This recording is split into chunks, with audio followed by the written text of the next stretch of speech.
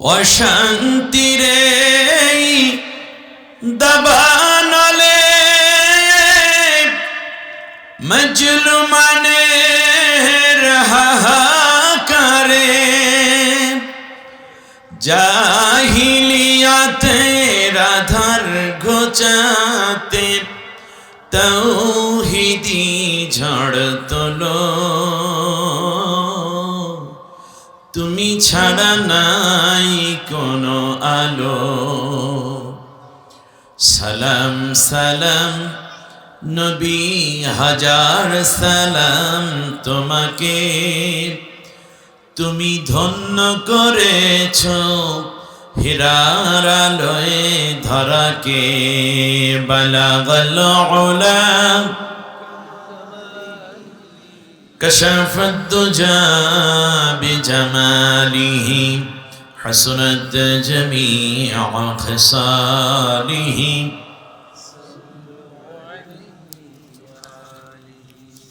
বাংলাদেশের সর্বদক্ষিণ ঐতিহ্যমণ্ডিত বিভাগ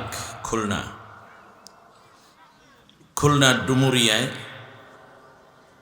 রংধনু সমাজ কল্যাণ পরিষদ বরুণা বাজারের উদ্যোগে বার্ষিক তাফসীরুল কোরআন মাহফিল এ বিশাল বরুণা বাজার কেন্দ্রীয় ঈদগাহ ময়দানে আয়োজিত বরকতময় তাফসীরুল কোরআন মাহফিলের সম্মানিত সভাপতি, রংধনু সমাজ কল্যাণ পরিষদ বরুণায়ের সম্মানিত সভাপতি জনাব মাস্টার আব্দুর রশিদ বিশ্বাস, কোরআনের জন্য আল্লাহ তাকে সুস্থতা এবং দীর্ঘ নেক হায়াত দান করুন। আয়োজিত এই মাহফিলের সম্মানিত উলামায়ে কেরাম, স্থানীয় এবং জাতীয় পর্যায়ের দেশ এবং জাতি নিয়ে যারা ভাবছেন, বিজ্ঞ শিক্ষিত আকল এবং চিন্তাশীল ব্যক্তিবর্গ, বিভিন্ন দল এবং মতের নেতৃবৃন্দ সহ আইম্মা এবং খুতাবায়ে মাসাজিদ, আসাতিজায়ে কেরাম, বিশেষ করে আমার আগে চমৎকার কথা বলছেন বিশিষ্ট ইসলামী চিন্তাবিদ মুফাসসিরে কোরআন জনাব মাওলানা বাইজিদ শরীফ, আল্লাহ তাআলা এই যুবক বয়সটায় যেন কোরআনের আলো বেশি ছড়াতে পারে, সেই ইলমি যোগ্যতা এবং কথার মধ্যে আরও যেন আল্লাহ তাআলা নূর দিয়ে জাতির রাহনুমা হিসেবে কবুল করেন। ভাইকে বলি আমিন। সম্মানিত মুরব্বিয়ানে কেরাম, যুবক ভাইয়েরা, পর্দার অন্তরালের সম্মানিতা মা ও বোন, অন্যান্য ধর্মাবলম্বী ভাই বোনকে আন্তরিক মোবারকবাদ জানিয়ে আল্লাহর শুকরিয়া আদায় করছি, যিনি আমাদেরকে হাজার ব্যস্ততার মধ্যে আল্লাহর কোরআনের পাশে, কোরআনের কাছে আসার তৌফিক দান করেছেন। এজন্য প্রাণ খুলে সকলে পড়ি আলহামদুলিল্লাহ। হলো না তো? আপনারা কথা বলতে জানেন না, এটা সমস্যা। আচ্ছা, আলহামদুলিল্লাহ বলেন নাই কে কে? হাত উঁচু। এখন মুসলমান একটু করবেন না, মানে মিথ্যা বলবেন না, আপনি অসত্য বলবেন না। এই যে আলহামদুলিল্লাহ বলতে বলছি কিন্তু বলেন নাই যারা, তারা একটু হাত উঁচু করেন তো দেখেন। এতগুলো মানুষই আলহামদুলিল্লাহ বললে তো এই উপরে সামিয়ানা কেঁপে ওঠার কথা, ঠিক কিনা বলেন? আচ্ছা, আমি রোগটা ধরতে পেরেছি। যাদের বয়স 50-এর নিচে তারা আমার সাথে আলহামদুলিল্লাহ বলবেন, ঠিক আছে? বলার সাথে সাথে সবাই রেডি? কত নিচে? কত? 50-এর নিচে। এই 50-এর নিচে যারা, তারা একবার বলেন তো আলহামদুলিল্লাহ।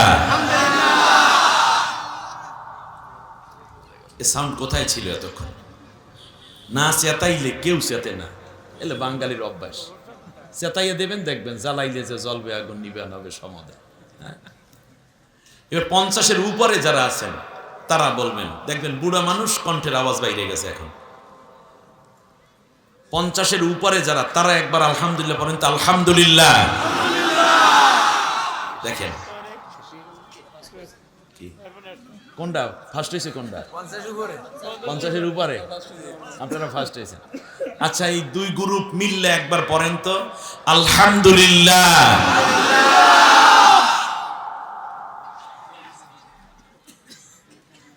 এর মানে আপনারা সব সময় সংখ্যার হিসাব করেন, অঙ্ক হইল 9 পর্যন্ত, এরপরে হইল 10, শূন্য নামে 1 হাতে থাকে, 12 হইলে 2 নামে হাতে 1 থাকে। এরকম হাতে রাখেন না, সবটা আল্লাহকে দিয়ে দেন, ঠিক আছে কিনা? বলেন আলহামদুলিল্লাহ, রব্বানা লাকাল হামদ হামদান কাসীরা তাইয়্যিবা মুবারাকান ফীহি। বলেন ইয়া রাব্বি লাকাল হামদু কামা ইয়ানবাগি লিজালালি ওয়াজহিকা ওয়া আযীমি সুলতানিক।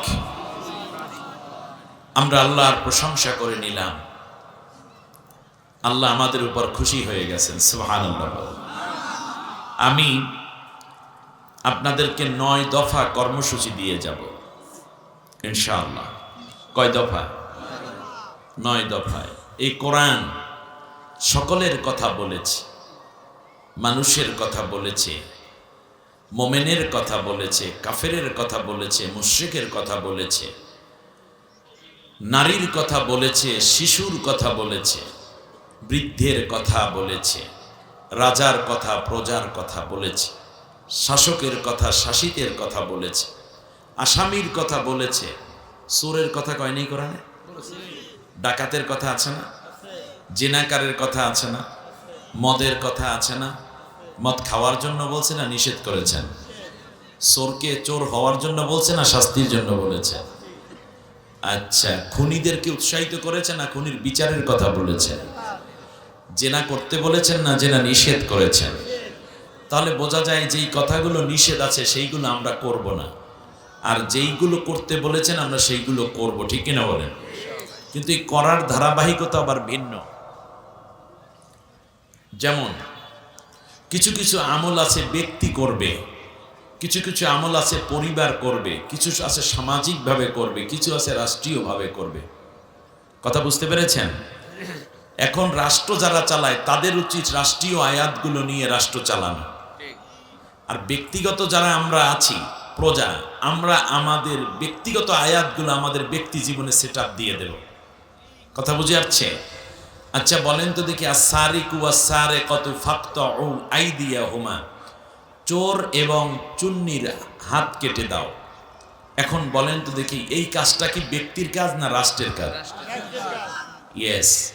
আমরা কি করেছি? আমরা এগুলো হুজুর ওয়াজ করছে, বাবারা চুরি করবা না, তাহলে কিন্তু পরকালে অনেক গুনাহ হবে। এটা ঠিক আছে। এটা হলো ব্যক্তিগত গেল নাকি রাষ্ট্রীয়ভাবে গেল? ব্যক্তিগতভাবে। রাষ্ট্রীয়ভাবে কি? রাষ্ট্রীয়ভাবে হচ্ছে সংসদে কোনো এক এমপি সংসদে বিল উত্থাপন করবে, মাননীয় স্পিকার আপনার মাধ্যমে স্বরাষ্ট্রমন্ত্রীকে দৃষ্টি আকর্ষণ করতে চাই, আল্লাহ রব্বুল আলামিন বলেছেন চোর এবং চুন্নির হাত কেটে দাও। অতএব এই বিলটি সরাসরি পাশ করার জন্য মহামান্য রাষ্ট্রপতির দৃষ্টি আকর্ষণ করছি। স্বরাষ্ট্রমন্ত্রী দাঁড়িয়ে বলবেন বিলটি পাশ করা হলো কারণ এটা আল্লাহর আইন, যেহেতু আমরা আল্লাহর গোলাম, আল্লাহর আইন মেনে নিলাম। ব্যাস। স্বরাষ্ট্রমন্ত্রী সংসদের অধিবেশনের ফাঁকে পুলিশের আইজি, ডিবি, ডিএসবি, এরপরে অন্যান্য যারা আছেন সবাইকে ডেকে বলে দিবেন এখন থেকে এই বিধানে যারা যদি চোর ধরা পড়ে তাহলে তাদের হাত কেটে দেওয়া হবে। 2টা সাইডে হাত কাটলে সারা বাংলাদেশে আর চুরি থাকতো? বিষয়টা বুঝতে পেরেছেন? এটা তো ওয়াজের বিষয় না, এটা তো আইনের বিষয়। আমরা হুজুরেরা যেই ভুলটা করেছি, আমরা আইনের বিষয়টাকে আনছি ওয়াজের বিষয়ের মধ্যে, উচিত হয়নি। আচ্ছা, আল কতলু বিল কতলে, হত্যার বদলে হত্যা। ওমাই ইয়াকতুল মুমিনান মুতাআম্মিদান ফাজাযাউ জাহান্নাম, এটা হলো ব্যক্তি পর্যায়ে যাবে নসিহত, হত্যা করবি তুই জাহান্নামে যাবি, অনন্তকাল থাকবি। কিন্তু আল কতলু বিল কতলে, হত্যার বদলে হত্যা করে ফেলো, এটা কি ব্যক্তি করবে না রাষ্ট্র করবে? ইয়েস। ফায়ু কত্তালু আও ইউসাল্লাবু আও তুকাত্তা আইদিহিম আরজুলিহিম মিন খালাব, যারা জমিনের বুকে বিশৃঙ্খলা সৃষ্টি করে, আল্লাহ এবং আল্লাহর নবীর সাথে যারা বেয়াদবি করে, শৃঙ্খলা সৃষ্টি করে, এদেরকে ফাইয়ুকাত্তালু ফাইয়াকতুলু বলা হয় নাই। ফাইয়াকতুলু বললে যে মারছে, যাকে মারা হয়েছে তার পরিবারের লোকেরা খুনিরে ধরে মাইরে ফেলাইতে পারত, কিন্তু আইন তো নিজ হাতে তুলে নেওয়া যাবে না। এই জন্য আল্লাহ বলছে ফাইয়ুকাত্তালু, তাকে হত্যার জন্য সমর্পণ করা হবে। ফাইয়াকতুলু না, ফাইয়ুকাত্তালু। খেয়াল করেছেন কিনা যে তাকে অর্পণ করা হবে আইনের হাতে, অমুকে হত্যা করেছে। এখন আল্লাহ রব্বুল আলামিন যখন অর্ডার করলেন তুমি এখন খুনিরে ধরছো, এখন কি করবা? এখন আইন হলো আল কতলু বিল কতলে, যে হত্যা করেছে তাকে হত্যা করে ফেলো। যদি আমার দেশ থেকে পালিয়ে যাওয়া যেই মন্ত্রীরা, যেই বাংলাদেশের লেডি হিটলার পালিয়ে গেল, এরা যদি প্রথম যেই হত্যাগুলো করেছে, যদি একটা হত্যার বদলে একজনকে হত্যা করা হতো, তাহলে এত হাজার হাজার হত্যা করার কোনো দুঃসাহস তারা কোনোদিন দৃষ্টতা দেখাতে পারতো না, ঠিক না বলেন? কিন্তু কি হলো, হত্যাকে তারা অ্যাভেইলেবল মনে করেছে।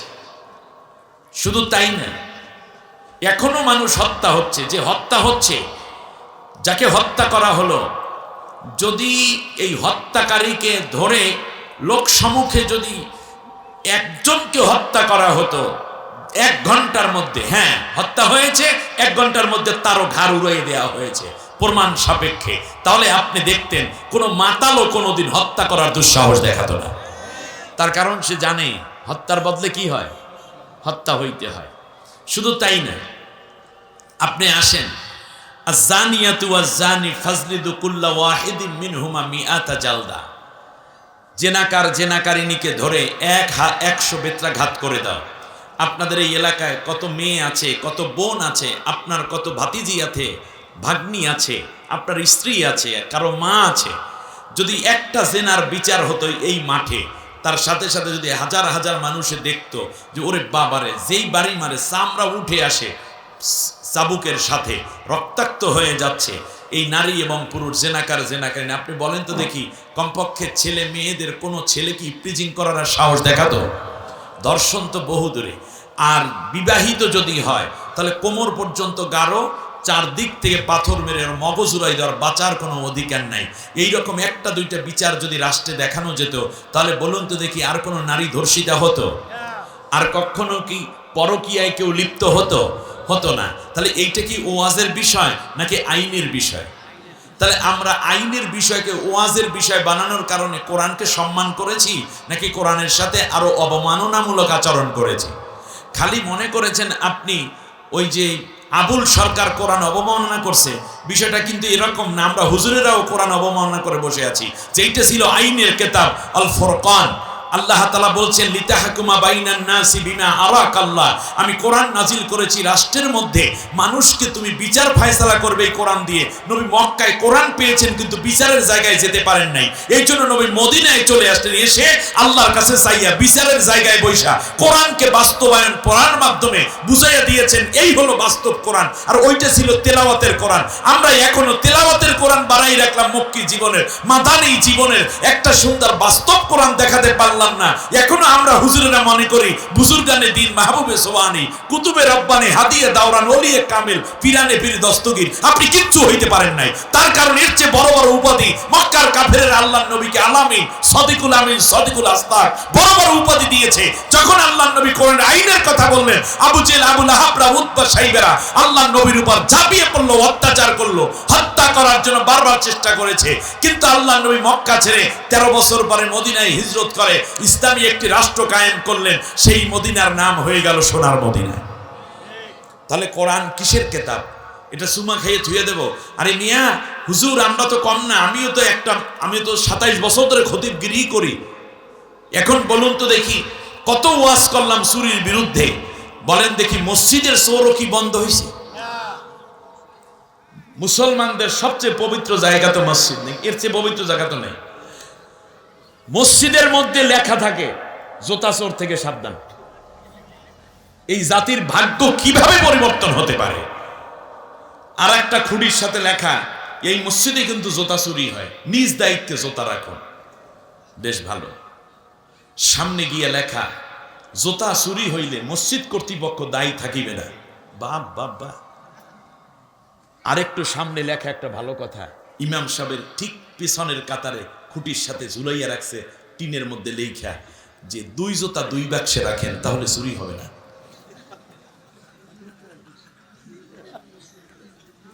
এক জোড়া জোতার নিরাপত্তা দিতে পারলো না, স্বাধীনতার 54 বছর হয়ে গেল, 2-3টা প্রজন্ম বিদায় হয়ে গেল, মসজিদের মধ্যে এক জোড়া পায়ের জোতার নিরাপত্তা দিতে পারে না ইমাম সাহেব। আর আল্লাহ রাব্বুল আলামিনের কোরআনের আয়াত দ্বারা গোটা জাতিকে নিরাপত্তা দেয়া সম্ভব যেই চুরি থেকে, আপনি কেন সেই কোরআনের দিকে আসলেন না হুজুর? অতএব যত ওয়াজ করেছেন ওই ওয়াজের জায়গা ছিল আসলে আয়াতের সাথে আমরা হক আদায় করি নাই। তার কারণ আয়াত ছিল রাষ্ট্র হবে কোরআনের বিধান অনুযায়ী চলবে, আর তখন চোরের হাত কেটে দেবে। জোতা তো নেওয়া তো দূরের কথা, বরং যার যার জোতা নেওয়ার আগে 3বার চিন্তা করবে না জানি অন্যেরটা আমার হাতে উঠলো কিনা। ইমাম সাহেবের নিজের জোতা জোড়া পর্যন্ত নিরাপত্তা পায় না চোর থেকে, অথচ মসজিদের মধ্যে সে চোরের বিরুদ্ধে ওয়াজ করে। অতএব চুরিটা ওয়াজের বিষয় নয়, এটা আইনের বিষয়। অতএব যেটা আইনের বিষয় সেইটা আমরা ওয়াজের ভিতর ঢুকাই আমরাও কোরআন অবমাননা করে যাচ্ছি কিনা আস্থা পর্যালোচনা করার সময় এসেছে। আইনের জায়গা আইনের জায়গায় চলে যেতে হবে। ব্যক্তিগত কথার জায়গা ব্যক্তি আমল করবে, ঠিক ব্যবসায়ীর কথা ব্যবসায়ী আমল করবে। যে নারী তিনি নারীর কথাগুলো নারীরা আমল করা শুরু করে দেবে, পুরুষ পুরুষের কথাগুলো আমল করবে। আল্লাহ রব্বুল আলামিন হাকিমের ব্যাপারে যে কথা দিয়েছেন, হাকিম সেই আয়াতগুলো আমল করবে।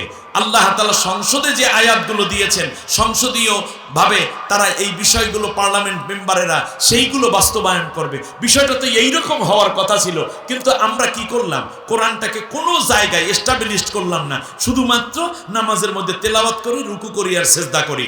আর সাহাবীগণ নামাজ পড়া সাথে সাথে যখন বুঝছেন যে যুদ্ধের ময়দানে যাওয়া লাগবে, সাহাবীদেরকে কেউ আটকাইতে পারে নাই। যারা আটকাইয়া রয়ে গেছে সব হইছে মুনাফিক, কারণ আয়াতে নবীকে আল্লাহ যা বলেছেন সাহাবীগণ তা আমলে পরিণত করেছে।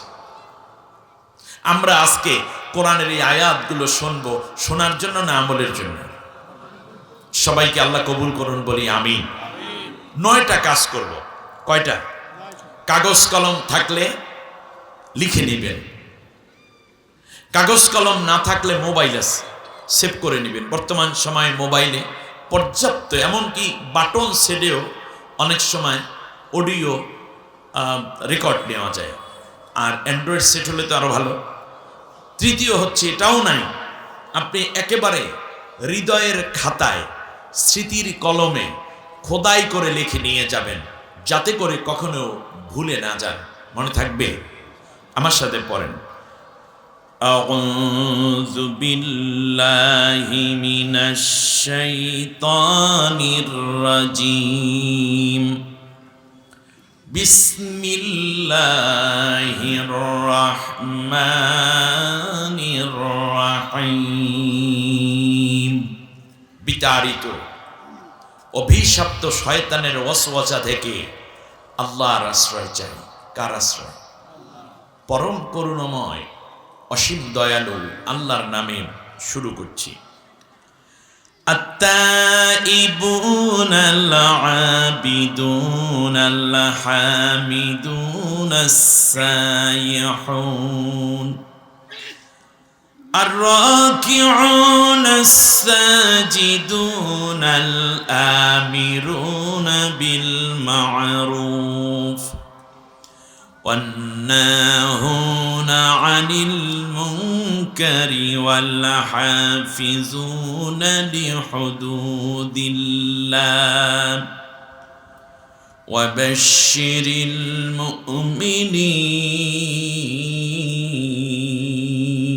المؤمنين آمنت بالله। আল্লাহ রাব্বুল আলামিন বলছেন, দুনিয়ার সমস্ত মানুষ ইমানদার, কাফের, মুশরিক, বেঈমান, মাজুসি, আস্তিক, নাস্তিক, নারী পুরুষ যাই হও না কেন, তোমার ভেতরে যদি আমি 9টা গুণ পেয়ে যাই তাহলে আমি তোমাকে 2টা সুসংবাদ দেব। 1 নম্বর হচ্ছে তোমার আগের জীবনের সব গুনাহ আমি মাফ করে দেব, আর আমি আল্লাহ তাআলা তোমাকে জান্নাতের মেহমান বানাই দেব। সুবহানাল্লাহ। আচ্ছা, এই যে ওয়াজের মাঝখানে একটা লাল জামা পরা নাকি ছেলেটা ঘুরতেছে, ও কি করে দেখেন তো? একেবারে বসে পড়ো তুমি, জি, এটা করা যাবে না। প্রতিবন্ধী সেই জন্য মাহফিলে ডিস্টার্ব করবে নাকি? ওকে আপনারা তো প্রতিবন্ধী না, ওরে বসা দেন না কেন? এক প্রতিবন্ধী তো সবারই প্রতিবন্ধী বানাই ফেলেছে। 9টি আমল যে করবে আল্লাহ তাআলা বলছেন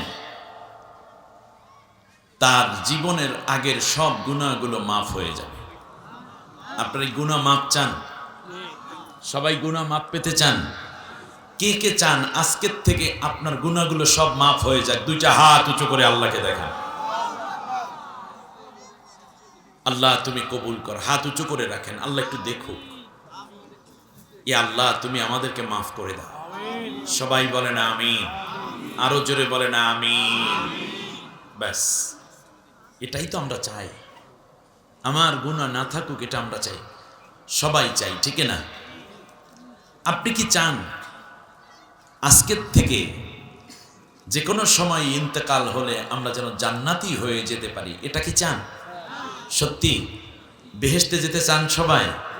জান্নাতে যেতে চান সবাই? যারা চান দুইটা হাত উঁচু করে আল্লাহকে দেখাই না। আলহামদুলিল্লাহ, আল্লাহ তুমি কবুল করো। সবাই বলেন আমিন আমিন ইয়া রব্বাল আলামিন। কাজ কয়টা?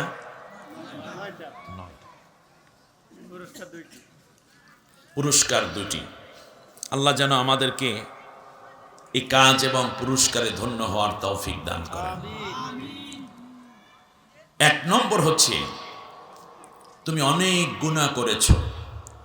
আল্লাহ গুনাহকে সমস্যা মনে করেন নাই, বরং বান্দা তুমি আমার কাছে তওবা করো। এজন্য গুনাহ মাফ এবং জান্নাতি হতে হলে প্রথম বৈশিষ্ট্য হলো তুমি তওবাকারী হও। বলেন কি কারী? না, ওই পেছনের ভাইরে বলে না কি কারী। আমরা কি হব? তওবাকারী হব। তাইবুন, তওবাকারীগণ। দ্বিতীয় হচ্ছে, তওবা করে বসে থাকলে হবে না, তুমি সাথে সাথে আল্লাহর ইবাদতে নিজেকে জড়িয়ে দাও। সুবহানাল্লাহ। ওয়াল আবিদুন। আমি কিন্তু জিজ্ঞেস করব আপনাদেরকে 9টা কি কি, একটা একটা করে। তা প্রথম বৈশিষ্ট্য কি? দ্বিতীয় ইবাদতকারী। বলেন কি? ইবাদতকারী। আল হামিদুন, আল্লাহর প্রশংসাকারী। কার প্রশংসা?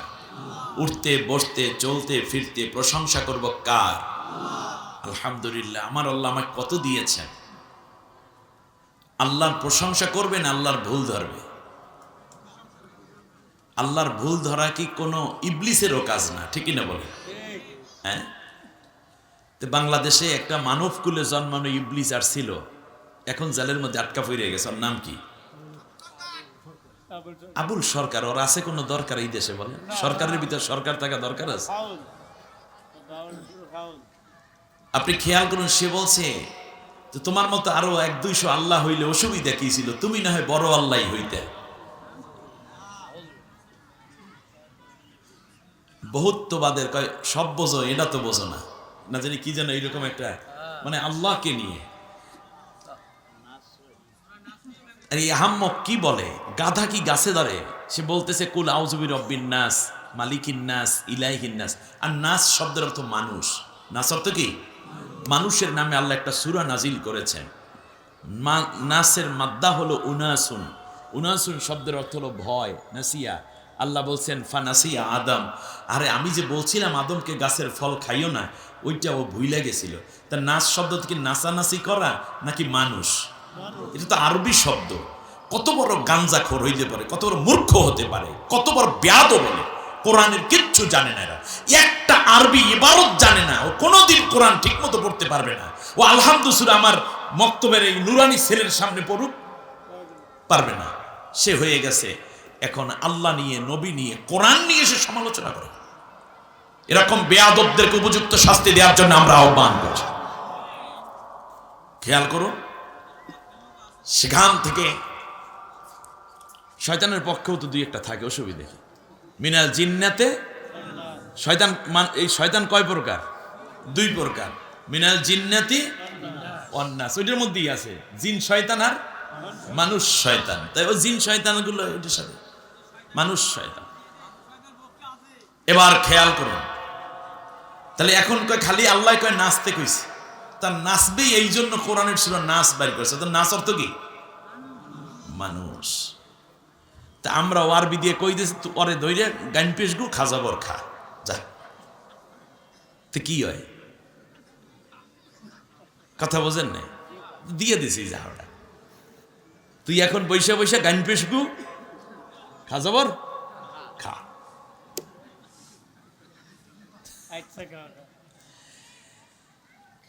এবারে আসেন, প্রশংসা হবে কার? আস-সাইহুন, রোজা রাখবে কার জন্য? আর-রাকিউন, রুকুকারী। আস-সাজিদুন, সাজদাকারী। আল-আমিরুনা বিল মা'রুফ, ভালো কাজের আদেশ দানকারী। অন্নাহুনা আনিল মুনকার, আর খারাপ কাজের নিষেধকারী। ওয়াল হাফিজুনা লিহুদুদিল্লাহ, আল্লাহ রাব্বুল আলামিন কোরআন এবং হাদিসের মধ্যে যেই সীমা দিয়েছেন এই সীমার মধ্যে তোমরা থাকবে, এই সীমার বাইরে যাবে না। কয়টা কাজ হলো? 9টা। আমার সাথে গুনেন দেখি পারেন কিনা। 1 নম্বর হলো তওবাকারী, আল্লাহর ইবাদতকারী, আল্লাহর প্রশংসাকারী, আল্লাহর জন্য রোজা পালনকারী, রুকুকারী, সাজদাকারী, ভালো কাজের আদেশকারী, খারাপ কাজের নিষেধকারী। এরপরে আল্লাহ রব্বুল আলামিনের সীমা পুরোপুরি মেনে চলার বান্দা যারা। 9টা কাজ আল্লাহ রব্বুল আলামিন বললেন, আমার বান্দা, আমার বান্দি, কোরআনের মাহফিলে বসে তুমি যদি ওয়াদা করতে পারো এই কাজগুলো তোমার জীবনে তুমি প্রতিষ্ঠিত করবে, তাহলে আমি আল্লাহ তোমাকে ওয়াদা করে দিলাম তোমার আগের জিন্দেগির সব গুনাহগুলো আমি মাফ করে দিলাম। শুধু তাই নয়, তুমি যদি আজকে ইন্তেকাল হয়ে যাও, কিংবা তোমার ইন্তেকাল যখন আসবে বান্দা, আমার বান্দি, আমি ওয়াদা করে দিলাম তোমার মৃত্যু হতে দেরি, জান্নাতের অধিবাসী হতে আমি দেরি করব না। সুবহানাল্লাহ, সুবহানাল্লাহ বিহামদিহি। এবারে আসি, সূরাটি হচ্ছে, সূরার নাম হচ্ছে সূরাতুত তাওবা। সূরার নাম কি? আরো জোরে বলেন। সূরার নাম সূরা তাওবা। সূরাটি মদিনায় অবতীর্ণ হয়েছে। আয়াত আছে 129টি, রুকু আছে 6টি। সূরা তাওবাকে স্বাভাবিকভাবে 4 ভাগে ভাগ করা হয়েছে। 4 ভাগের 3য় ভাগ থেকে আমি আপনাদের উদ্দেশ্যে আলোচনা করেছি, মানে শুরু করেছি। এখানে আল্লাহ রব্বুল আলামিন সূরা তাওবার মধ্যে বেসিক্যালি 5টা তওবার ঐতিহাসিক প্রেক্ষাপট ঘোষণা করেছেন। সুবহানাল্লাহ। কয়টা তওবা? 5টা তাওবার ঘটনা বর্ণনা করেছেন। আপনাদের অসুবিধা হচ্ছে নাকি? এর তাফসীর মাহফিল তো গুছিয়ে নিয়ে আসলাম, এখন আর ওঠার কোনো সুযোগ নেই। তার মধ্যে যেহেতু 5 বার এখানে তওবা নিয়ে কথা বলা হয়েছে, এই জন্য সূরার নামই করা হয়েছে কি? তওবা। সূরার নাম কি? তওবা। এর মধ্যে একটা তওবার ঘটনা আমি একটু বলি, অসুবিধা হবে না তো আপনাদের? তবুকের যুদ্ধ।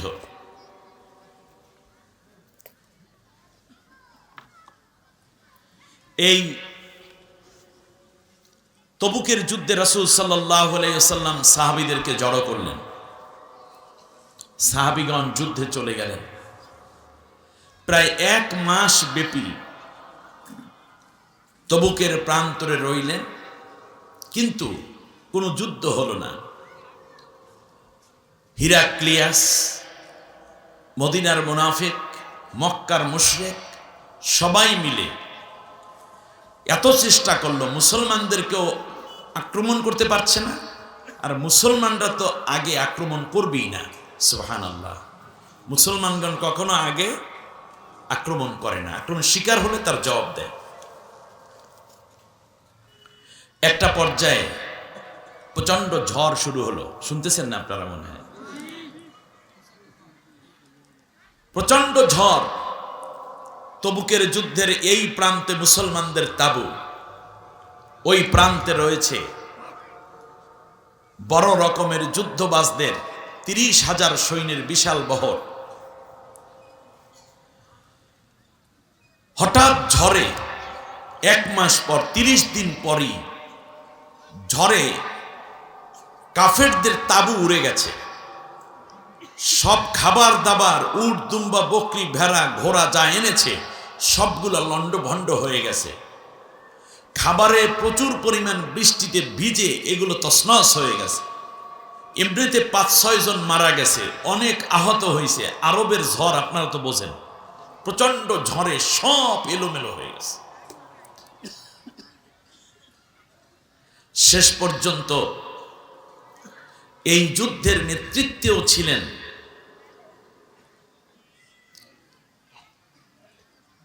একজন এমন ব্যক্তি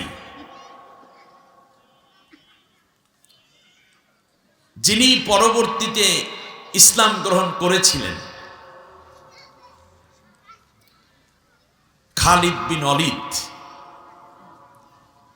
খালিদ বিন ওলীদ এবার দাঁড়ালেন।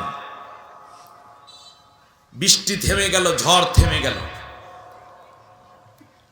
সৈনিকদেরকে সাজালেন, সাজিয়ে এবার তিনি বললেন, আমার কিছু বক্তব্য আছে। এই দিকে সবাই যখন গুজগাজ হচ্ছে, ওই দিকে আল্লাহ নবী সাল্লাল্লাহু আলাইহি ওয়াসাল্লাম দেখলেন সাহাবীরা সব ঘুমিয়ে পড়ছে, শেষ রাত, ঠান্ডা। ওইদিকে ঝড়ে শেষ, এইদিকে সাহাবীদের তাঁবুতে এবং মুসলমানদের তাঁবুতে একটু বাতাসের এমন আসর পড়েনি যে ধুলাবালি তাঁবুর ভিতর ঢুকবে, এরকম পরিবেশও হয়নি। সুবহানাল্লাহ। কালকে কইয়া বিশ্বনবী সাল্লাল্লাহু আলাইহি ওয়াসাল্লাম চাদর মুড়ি দিয়ে হযরত আবু বকরের পায়ের কাছে দাঁড়িয়ে বললেন, কে আছে আমাকে একটু খবর এনে দিবা। কেউ কোনো সারা শব্দ দেয় না। ওমরের পায়ের কাছে দাঁড়ালেন, একটা খবর দরকার, কে এনে দিবে। সবাই ঘুমায়, কারো ঘুম ভাঙ্গে না।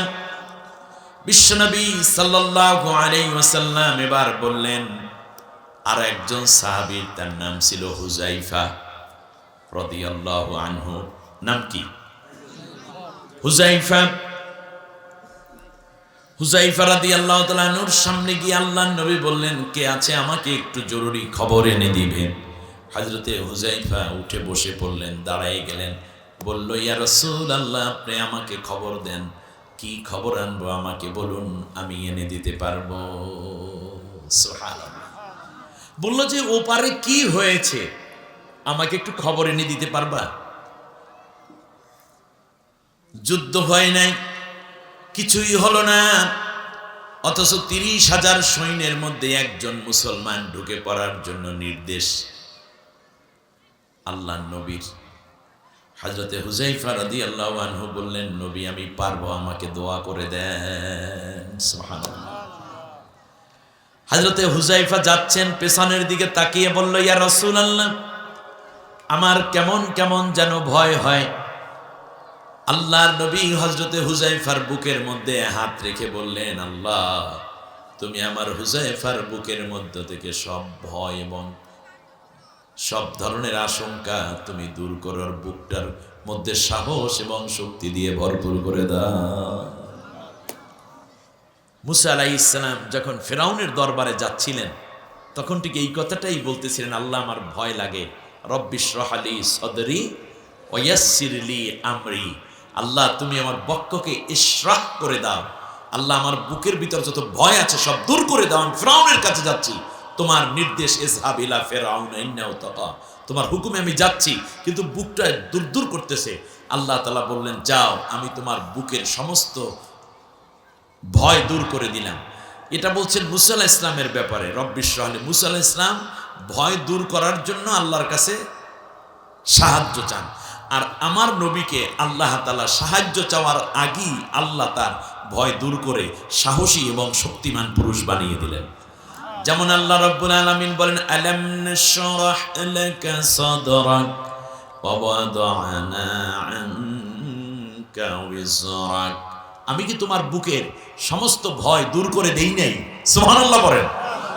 আমি কি তোমার বক্ষকে প্রশস্ত করে দেইনি? সাহস দিয়ে বুকটা ভরপুর ছিল নবীজির। আর আজকের উম্মতেরা একটা টায়ার বাস্ট হইলে লাফাইয়া পড়ে, ঠ্যাং ভাঙে নিজেরটা নিজে। না, আগামীর দিনে সাহসী হতে হবে। বুড়ারা সাহস দেখাতে পারে নাই, সত্যি কথা বললাম। কারণ দীর্ঘদিন এই স্বৈর শাসকের বিরুদ্ধে বিএনপি জামাত হতে শুরু করে সবাই তো আন্দোলন, হেফাজত, সরমনাই কম করে নাই। ওই দিনের ভোট রাত্রে দেশে, মরা মানুষে ভোট দেশে, ঠিক কিনা বলেন? ঠেকাইতে পারে নাই। কিন্তু মাঝখান থেকে তরুণ যুবকরা বলল, এইবার আপনারা থামেন, আমরা কি করতে পারি দেখি। যুবকরা যখন দাঁড়িয়ে গেল, দল মত ধর্ম বর্ণ নির্বিশেষে সবাই যখন দাঁড়িয়ে গেল, ওরা যখন বুক টান করে দাঁড়িয়ে গেল, আল্লাহ বললেন সাহসীদের জন্য আমি বিজয় বরাদ্দ করে দিলাম। প্রিয় বন্ধুগণ, খেয়াল করুন, আল্লাহ রাব্বুল আলামিনের আল্লাহ রাব্বুল আলামিনের নবী বিশ্বনবী সাল্লাল্লাহু আলাইহি ওয়াসাল্লাম হুযায়ফার বুকের মধ্যে হাত দিয়ে দোয়া করে দিলেন, আল্লাহ তুমি আমার সাহাবী হুযায়ফার বুক থেকে সব পেরেশানি, সব ধরনের আশঙ্কা দূর করে তারা সাহসী বানায়া দাও। সুবহানাল্লাহ। হযরতে হুযায়ফা একটু সামনে চলে গেলেন, এরপরে আবার পিছনের দিকে ফিরে তাকায় কয়, ইয়া রাসূলুল্লাহ, আমার বড় চিন্তা লাগতেছে, আমার বড় পেরেশানি হচ্ছে, আমার জন্য একটু দোয়া করেন। আল্লাহর নবী আবার 2 কদম সামনে আগাইয়া হুযায়ফাকে বললেন, হুযায়ফা তোমার কোনো চিন্তা নাই, তোমার কোনো ভয় নেই, তুমি চলে যাও। সুবহানাল্লাহ। হুযায়ফার বুকটা সাহসে ভরে উঠেছে।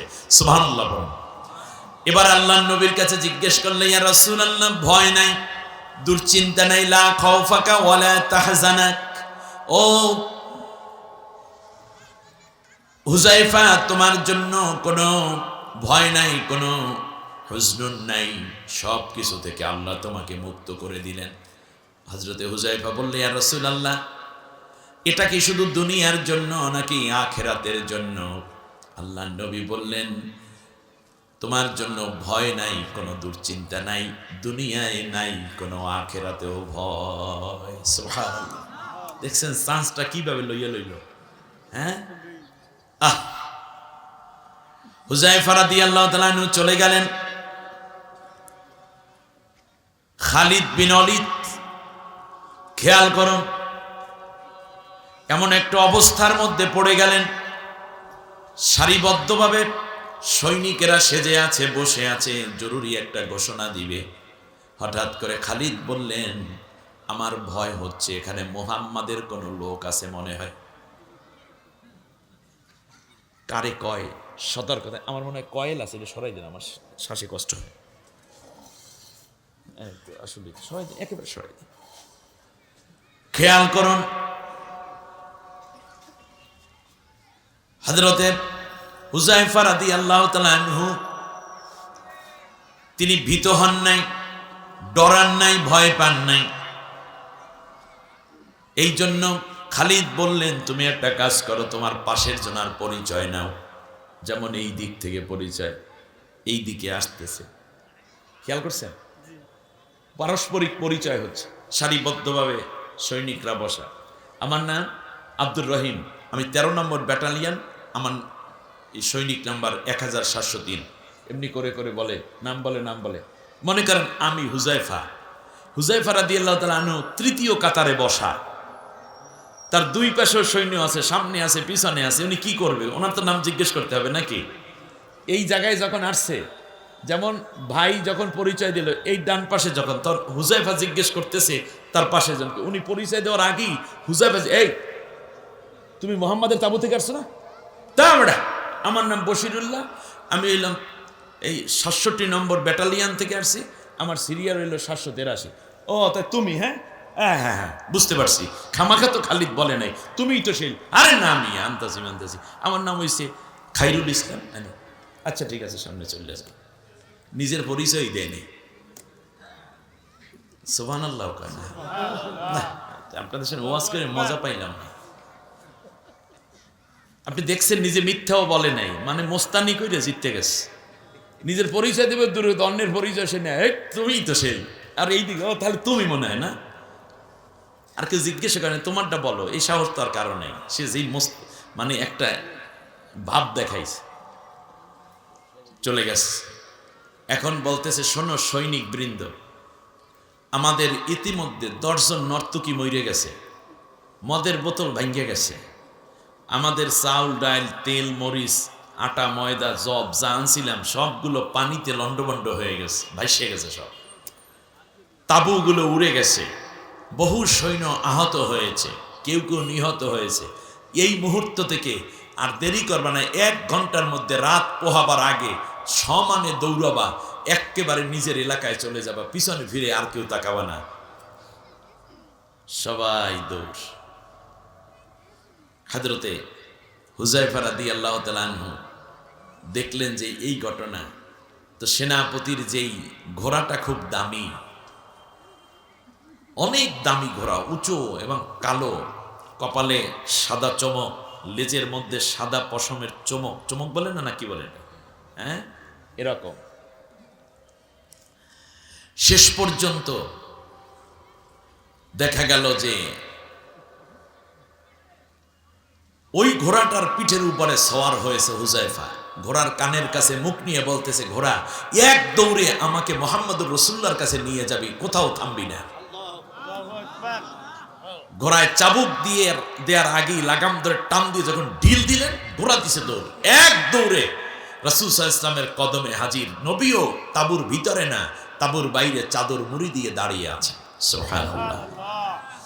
হুযায়ফা রাদিয়াল্লাহু তাআলা আনহু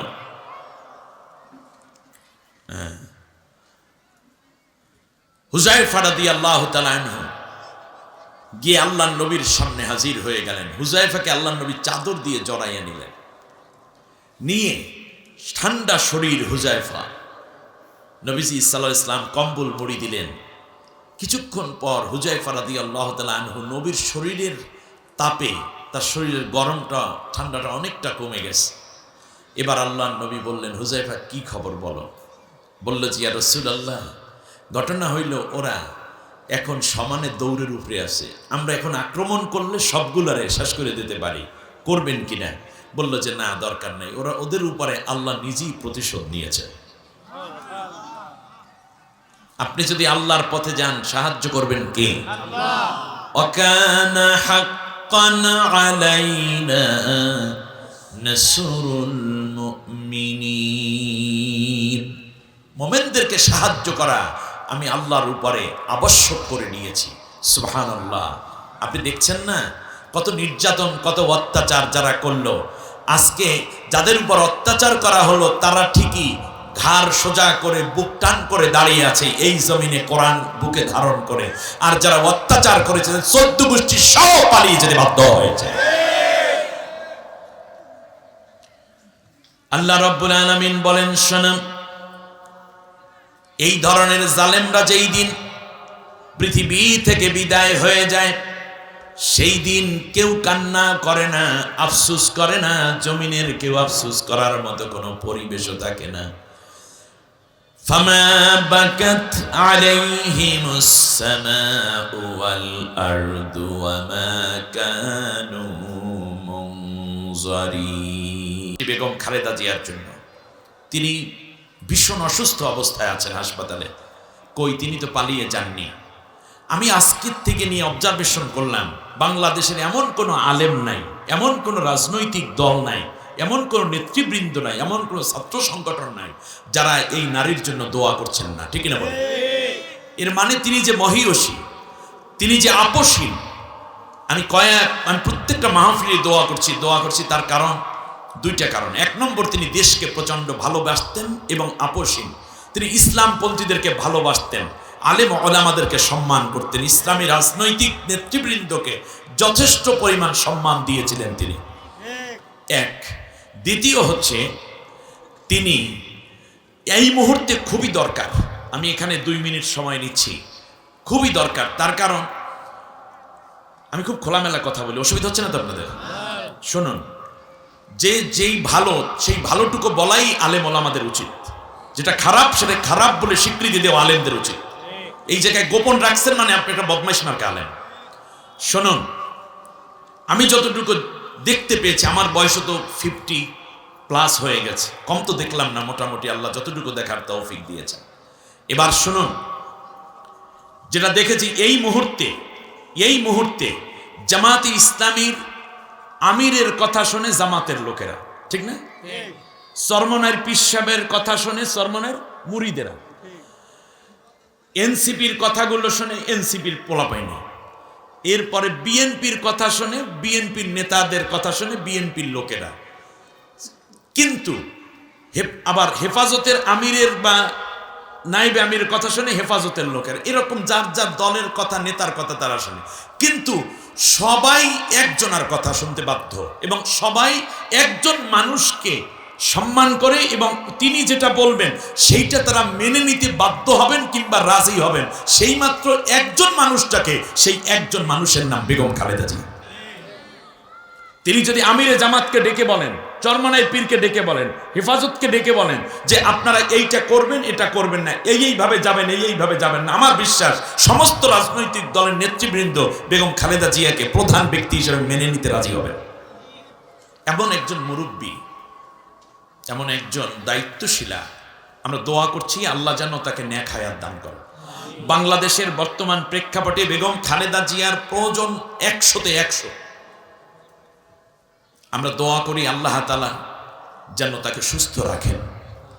অসুস্থ হয়েছে, প্রাণ ভরে দোয়া করছি, আল্লাহ কোরআনের ময়দানে বসে দোয়া করছি, আল্লাহ তুমি দয়া করে তোমার বান্দিকে সুস্থতার সাথে নেক হায়াত দাও। এই জাতিটা যেন একটা ভালো জায়গায় গেছে, এই দৃশ্যটা যেন তিনি দেখে যেতে পারেন, আল্লাহ সেই তৌফিক দান করুন। আল্লাহ রাব্বুল আলামিন তার পরিবারের উপর রহমত নাজিল করুন। আল্লাহ তাআলা আমাদেরকে ধৈর্য ধরে সামনের দিনগুলো বাতিলের মোকাবেলায় ঐক্যবদ্ধ থাকার তৌফিক দিন, বলেন আমিন। তিনি কেন এত অসুস্থ, তার কারণ তাকে হাসপাতালে রাখা হয়েছে, একটা ভিন্ন পরিবেশ, মানুষ বাস করার মতো না।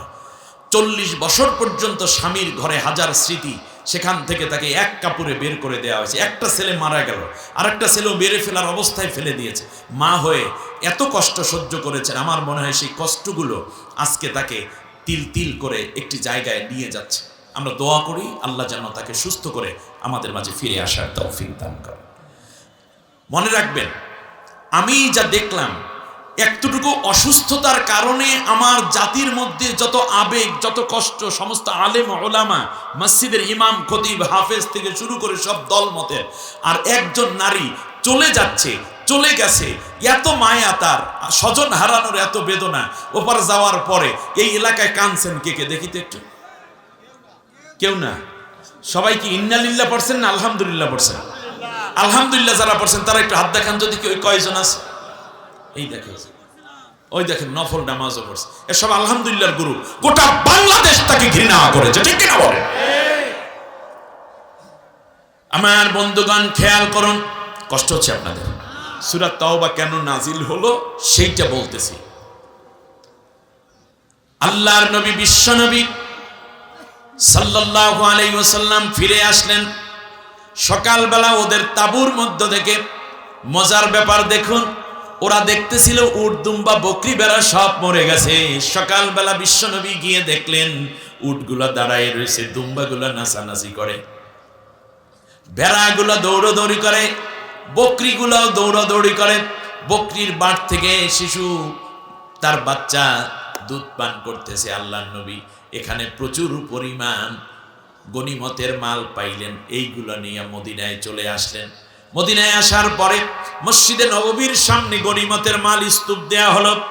এমন সময় মুনাফিকরা এসে বলতেছে, ইয়া রাসূলুল্লাহ, আমার যুদ্ধে আমিও যাইতে চাচ্ছিলাম, আগামী যুদ্ধে ঠিকই যাব। মুনাফিকরা নামাজে যায়, রোজায় যায়, ঈদগাহে যায়, হজে যায়, কিন্তু জিহাদের ময়দানে যায় না। মুনাফিকের আলামত কি?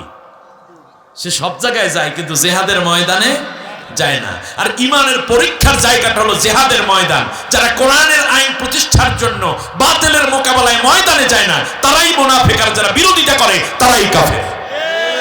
ক্লিয়ার? এখন আপনি কোন লাইনে আছেন জিজ্ঞেস করেন। তিনটে অপশন। মুমিন, সে কোরআনের শাসন প্রতিষ্ঠার জন্য ময়দানে যাবে। মুনাফিক, সে কোরআনের শাসন চাক আর না চাক ময়দানে যায় না, ওই নিজের মতো করে ঘোরাই মোড়াই থাকে। আর তৃতীয় হলো আরেক দল বিরোধিতা করে। যারা বিরোধিতা করে তারা কাফের, যারা অনুপস্থিত তারা মুনাফিক, আর যারা যায় তারা খাঁটি মুমিন। আল্লাহ আমাদের খাঁটি মুমিন হওয়ার তৌফিক দিন, বলেন আমিন। প্রিয় বন্ধুগণ, আল্লাহ নবী সাল্লাল্লাহু আলাইহি ওয়াসাল্লাম বললেন, যুদ্ধ তো আমি ফরজ করিনি, আমিও তো যুদ্ধে গিয়েছি, আমার সাহাবীরা গেছে, তোমরা যাও নাই, এটা তোমাদের ব্যাপার, তোমাদেরকে নিয়ে আমার কোনো জবাবদিহিতা নাই, এবং আমি কোনো এই ব্যাপারে মন্তব্য করতে চাই না, এটা আল্লাহর কাছে বইল। ভাইরা আমার খেয়াল করুন, কিন্তু তিনজন সাহাবী, কয়জন না, আমার কাছে জবাব দিতে হবে আপনাদের, তিনজন জলিলুল কদর সাহাবী। তিনজনের নাম হলো কাব বিন মালিক, হেলাল ইবনে উমাইয়া, মারারা ইবনে রবি। এই তিনজন সাহাবী এসে আল্লাহর নবীর কাছে চোখের পানি ছেড়ে বলল, ইয়া রাসূলুল্লাহ, যুদ্ধের ময়দানে না যাওয়ার বাস্তব কোনো কারণ ছিল না, শয়তানের ওয়াসওয়াসায় পড়ে মুনাফিকের ফায়েজে পড়ছিলাম। তারা বলল, আমরা নামাজে থাকবো, রোজায় থাকবো, মুহাম্মদকে সম্মান করব, আসো আমরা তাসবিহ পড়ি, তাহলিল করি, কোরআন খতম কইরা মুহাম্মাদের জন্য দোয়া করি। নাউজুবিল্লাহ। যুদ্ধের ময়দানে না যাইয়া নবীর জন্য দোয়া করে, এইরকম কিছু ভণ্ড মার্কা ইমানদার আমাদের সমাজেও আছে, ঠিক না? খেয়াল করুন, এটা তো মুনাফিকের স্পষ্ট আলামত যে আপনি নামাজে আছেন কিন্তু যুদ্ধের ময়দানে নাই। নবীর পিছনে যুদ্ধ করেছে, ওহুদের ময়দানে যায় নাই। ওই দিনের ফজরের নামাজ নবীর পিছনে পড়েছে, আব্দুল্লাহ বিন উবাই সহ 300 জন পিছনে রয়ে গেছে, নামাজ পড়ছে নবীর পিছনে, ওহুদের ময়দানে যায় নাই, নবীর নেতৃত্বে, নবীর পিছনে। আল্লাহ তাআলা বললেন, তোমার পিছনে নামাজ যারা পড়ছে কিন্তু যুদ্ধের ময়দানে তোমার পাশে আসে নাই, এরা সবগুলো মুনাফিক, এরা সব জাহান্নামী। কি বুঝলেন? বিশ্বনবী সাল্লাল্লাহু আলাইহি ওয়াসাল্লাম বললেন, তোমাদের ব্যাপারে আমি কোনো ডিসিশন দেব না যতক্ষণ না আল্লাহ রাব্বুল আলামিন কোনো সিদ্ধান্ত দেন। আল্লাহ নবীর কাছ থেকে সাহাবীগণ আস্তে আস্তে বিদায় হবেন, তার আগে নবী একটা বক্তব্য দিয়ে বলেন, আমার সাহাবীরা, এই যে তিনজন আছে, কাব বিন মালিক, হেলাল ইবনে উমাইয়া, মারারা ইবনে রবি, এই তিনজনের সাথে পরবর্তী নির্দেশনা আল্লাহ যতক্ষণ না দেন ততক্ষণ পর্যন্ত তাদের সাথে ওঠা বসা, কথা বলা, সালাম দেওয়া, কালাম বলা, লেনদেন করা, বেচাকেনা করা, দেখা সাক্ষাৎ করা আমি নিষেধ করে দিলাম। আল্লাহ যতক্ষণ অনুমতি না দেন ততক্ষণ পর্যন্ত তাদের সাথে কোনো লেনদেন, মুআমেলা, মুশাআরা কিংবা কথাবার্তা, ওঠা বসা করা যাবে না। আপনারা আমার কথা বুঝেন নাই মনে হয়। এই 3 সাহাবীর দোষ কি? নামাজ পড়ে নাই, দাড়ি কামায়, শার্ট প্যান্ট পরে, জিকির করে না, মুরিদ হয় নাই, মাযহাব মানে না, রফল ইয়াদাইন করে, এইরকম দোষ, ভাড়া পাঞ্জাবি, এইগুলো দোষ না। এই সাহাবীর দোষ কি? জিহাদের ময়দানে জানে কোন যুদ্ধ? তাবুকের যুদ্ধ। এখন আপনি খেয়াল করুন, এই অবস্থায় যখন চলে গেল কাব বিন মালিক, এ কথা শুনে নাই, ওরা একটু দূরে চলে গেছে মনে কষ্টে। এক পর্যায়ে কাব বিন মালিকের স্ত্রী ওখানে উপস্থিত, তার সন্তানরা উপস্থিত ছিল। কাব বিন মালিকের স্ত্রী ঘরের মধ্যে গিয়ে ভিতর দিয়ে দরজা বন্ধ করে দিয়েছে। অনেকক্ষণ পরে কাব বিন মালিক ঘরের দরজায় গিয়ে নক করলো, সালাম দিল। স্ত্রী ওয়ালাইকুম আসসালাম বলে বললেন, শুনেন, আমি দরজা খুলবো, তার আগে আমার কিছু কথা আছে। উফ, শুনতেছে না? মা বোনেরা ভালো করে কথাগুলো আত্মস্থ করার চেষ্টা করুন। আমি কোনো গল্প বলছি না। কেতাবুত তাফাসির, বুখারী শরীফ, জিলদে ছানি, সেখানে সূরা তাওবার এই ব্যাখ্যা আছে। আপনারা বুখারী শরীফ, এর চেয়ে তো ভালো হাদিস বর্ণনার কিতাব নাই। ইমাম বুখারী রহমাতুল্লাহ আলাইহি সাহাবীদের থেকে বর্ণনা নিয়ে তারপরে এই রিওয়ায়াত করেছেন, আমি যেটা এখন অনুবাদ করে আপনাদেরকে শোনাচ্ছি। হযরতে কাব বিন মালিকের স্ত্রী বলছেন, প্রাণের স্বামী, আপনি যুদ্ধের ময়দানে যান নাই, নবীজি এই অপরাধের কারণে নির্দেশ দান করেছেন, আপনার সাথে ঈমানদাররা কথা বলবে না, কোনো সাহাবী লেনদেন করবে না, আমিও ঈমানদার, আমারও উচিত নয় আপনার সাথে কথা বলা, কিন্তু যেহেতু নবীর এই মেসেজটা আপনার কাছে দেওয়া দরকার, এই জন্য আমি শুনাইয়া দিচ্ছি। এই ঘর আপনার, আপনার ঘরে আপনি আসবেন, আমি বাধা দিতে পারবো না, তবে আপনার থেকে আমার কথাবার্তা এখন থেকে বন্ধ। যতদিন নবী পরবর্তী নির্দেশ না দিবেন, অনুমতি না দিবেন, ততদিন পর্যন্ত আমি আপনার স্ত্রী আপনার সাথেও কথা বলবো না, আপনার বাড়িতে থাকবো না, আপনার ঘরে থাকবো না। আপনি যদি এই ঘরে প্রবেশ করেন, তাহলে এই ঘর ছেড়ে আমি আমার বাবার বাড়িতে চলে যাব। অপরাধ কি? দাড়ি কামাইছে? কয় যুদ্ধে যায়নি? একটা যুদ্ধে। আর আপনি আল্লাহর কোরআনের কথা যারা বলে তাদেরকে মাইরা কুইটা শেষ করে দিচ্ছেন, এরপরে বলেন আপনি জান্নাতে যাবেন। কে? আমার বন্ধুগণ, কাব বিন মালিকের স্ত্রীর কথা শুনে কাবের ঠ্যাং কাঁপা, পা কাঁপা শুরু হয়ে গেছে, কলিজার পানি ফুরিয়ে গেছে। যেন কাব বিন মালিক চলে যাচ্ছেন, এই জীবনে কি আর দাম আছে? কাবের স্ত্রীর, কাবকে আল্লাহ তাআলা 3টা পুত্র সন্তান দান করেছিলেন। বড় ছেলের বয়স 9 বছর, পরেরটা 7 বছর, পরেরটা 3 বছর। 3 ভাই এবং প্রতিবেশীর ছোট ছোট বাচ্চারা মিলে ছোট্ট পাথর দিয়া আমরা যেমন মার্বেল খেলতাম ছোটবেলায়, ওই রকম খেলাধুলা করতেছে। কাব বিন মালিক 3 সন্তানের নাম ধরে ডাক দিলেন, ডাক দিয়ে বলছে আমার কাছে আসো। বিশেষ করে ছোট ছেলেটাকে তিনি ধরতে গেলেন, ছোট্ট বাচ্চাটাও ওই ভাইদের সাথে অন্যদিকে দৌড়ায়। বড় ছেলে, মেজো ছেলে আওয়াজ দিয়ে বলতেছে, আব্বা আপনি আমাদেরকে ধরবেন না। আল্লাহর নবী বলেছেন যুদ্ধের অনুপস্থিতির কারণে আল্লাহ আপনার উপরে খুশি না, আল্লাহর নবী আপনার উপরে রাজি না। সুতরাং আপনার উপরে আল্লাহ এবং আল্লাহর নবী যতদিন খুশি না হবে ততদিন পর্যন্ত আপনার কোলে উঠব না, আপনাকে আব্বা বলে ডাকতে আমরা রাজি না। সুতরাং আল্লাহর নবী যতদিন খোঁজ খবরই না দেবে ততদিন পর্যন্ত আপনি আমাদেরকে ধরতে আসবেন না। কি বুঝলেন? হিলাল ইবনে উমাইয়া বয়স তার 72 বছর। কত? 72 বছরের একজন বৃদ্ধ মানুষ, কিন্তু শরীরে শক্তি আছে। যুদ্ধে যদি নাও যায় তবুও তো নবীর অনুমতি না নিয়ে যুদ্ধে না যাওয়ার সিদ্ধান্ত নিজে নিতে পারার কোনো অধিকার ইসলাম দেয়নি। হিলাল ইবনে উমাইয়া বুঝতে পেরেছে আমি যে নামাজ পড়েছি, রোজা রেখেছি, হজ করেছি, যাকাত দিয়েছি, যা কিছু করেছি সব শেষ হয়ে গেছে এই যুদ্ধে অংশগ্রহণ না করার কারণে। আর আমরা মনে করি যুদ্ধ মুদ্ধ দরকার নাই, কোরআন হাদিসের আইন কায়েমের দরকার নাই, বরং আমি হুজুর আছি, আমি বুজুর্গ আছি, আমি জাকিরিন, আমি শাকিরিন, আমি ওলিয়ে কামেল হয়ে গেছি, আমি হাফেজ সাহেব, আমি খতিব, আমার পেটটা একটু বড়, আমি অনেক হাফেজ বানাইছি, আমার এত দরকার কি? আপনার তামাম জিন্দিগির সমস্ত আমল যদি এক জায়গায় করা হয়, একজন সাহাবীর 1 মিনিটের আমলের সমান কি হবে? তাহলে ওই সাহাবীরা বুঝলো দিন কায়েম, একামতে দিনের কাজে ময়দানে না গেলে ইবাদত কবুল হয় না, ইবাদত নষ্ট হয়ে যায়, জাহান্নামী হয়ে যায়, ওই ব্যক্তি মুনাফিক হয়ে যায়। আর আপনি 50-60 বছর বয়সে এইটাই বুঝলেন একামতে দিনের কাজ দরকার নাই, বরং নামাজ রোজা কইরেই বেহেশতে যাওয়া যায়। বুঝের কত পার্থক্য! অথচ এই বুঝি আল্লামা সাইদি সাহেব জেলের মধ্যে ফাঁসির মঞ্চের কাছে চলে গেলেন, ঠিক না? এতটুকু বুঝতে গিয়ে কত জীবন চলে গেল, কত জীবন, কত রক্ত ঝরে গেল। আর আপনার বুঝ নিয়ে আপনি এখনো বসে আছেন। হযরত হোসাইন রাদিয়াল্লাহু তাআলা অল্প কয়েকজন মানুষ নিয়ে, নিরস্ত্র মানুষ হওয়ার পরেও কারবালার প্রান্তরে লড়াই করলেন একটা বুঝ নিয়ে। এজিদের কাছে মাথা নত করা ঠিক হবে না।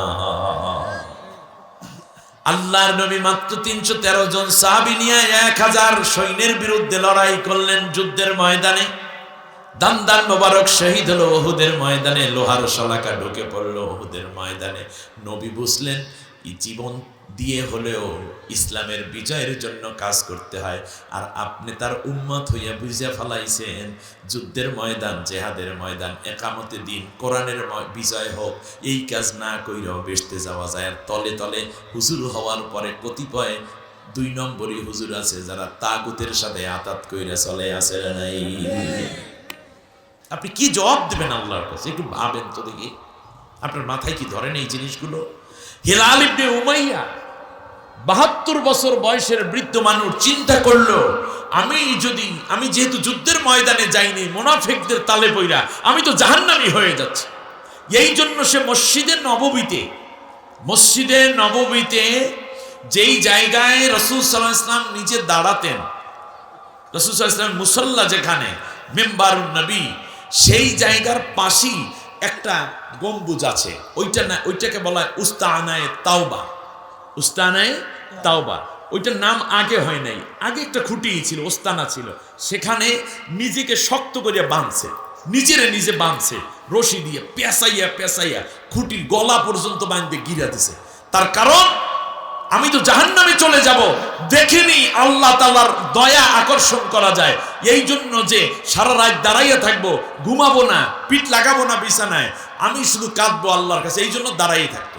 তার হাদিস শরীফ এসেছে এবং বিভিন্ন ইসলামিক ইতিহাসের পাতায় এসেছে যে একটা জায়গা দিয়ে যে এই যে শক্ত করে বাঁধতো, পরে রক্ত চলাচল বন্ধ হয়ে 2 পাশ ফুলে যাইতো, এই জায়গাটা একটা দাগ পড়ে যাইতো না, দাগ পড়তে একই দাগে বারবার যখন রশি বান্ধা হইতো, পরবর্তীতে পেকে গেছে, পুঁজ হয়েছে, ইনফেকশন হয়েছে, এটার সাথে রশির সাথে রক্ত গোস্ত চলে আসতো।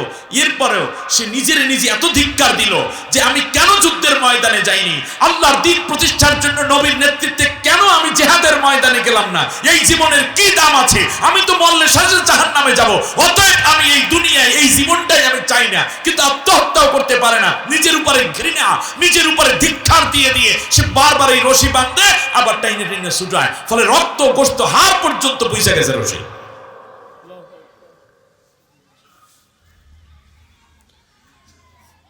খুলনার বন্ধুগণ ভালো করে শুনুন, হিলাল ইবনে উমাইয়া এই অবস্থায় আছে। হিলাল ইবনে উমাইয়াকে পরবর্তীতে জিজ্ঞেস করা হয়েছিল, তোমার কষ্টের কেমন কষ্ট হয়েছে? বলে, আমার কোনো কষ্ট হয় নাই, তার কারণ আমি আমার শাস্তি নিয়েছিলাম।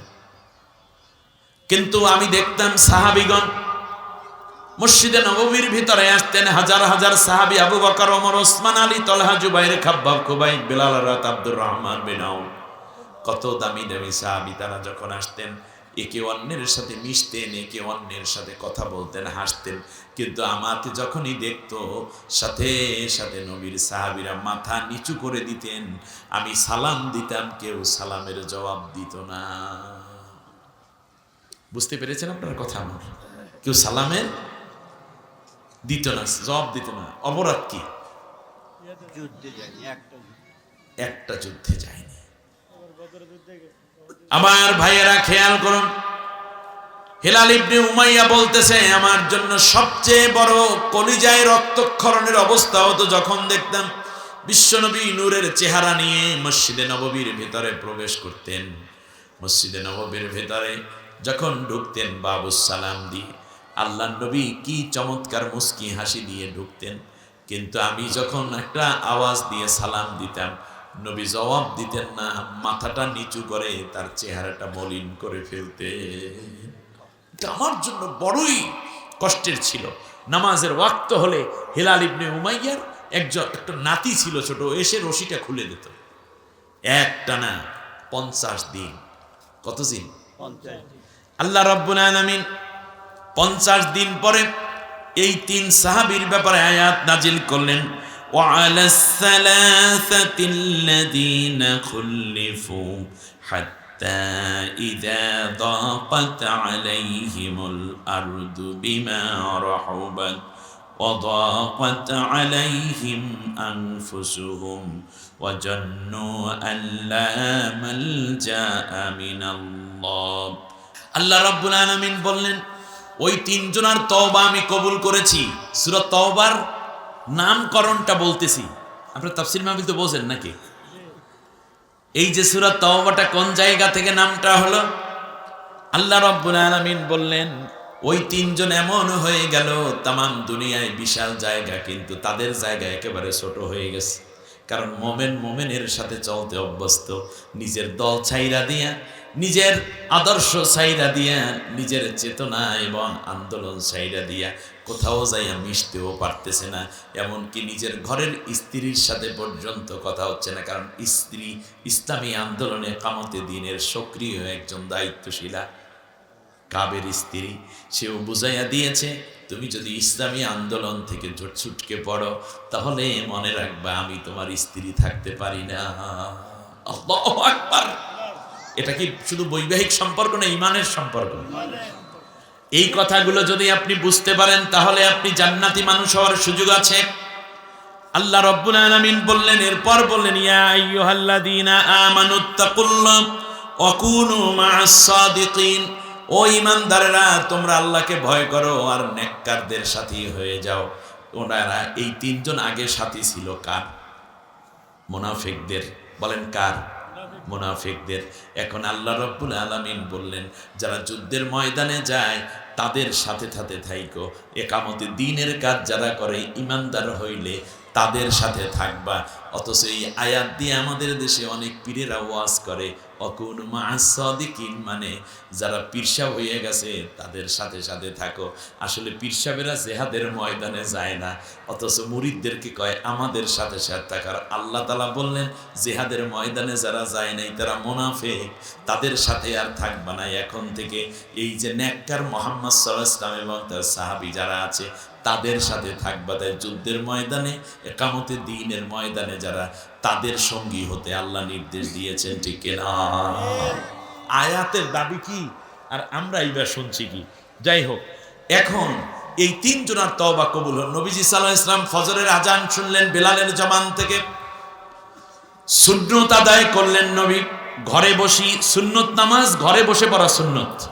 আবার বলি, সুন্নত নামাজ ঘরে বসে পড়া কি সুন্নত। আপনি যদি সুন্নত ঘরে বসে পড়ে যান তাহলে দুইটা সুন্নত আদায় হলো, একটা সুন্নত নামাজ আর একটা হলো সুন্নতের পরিবেশ।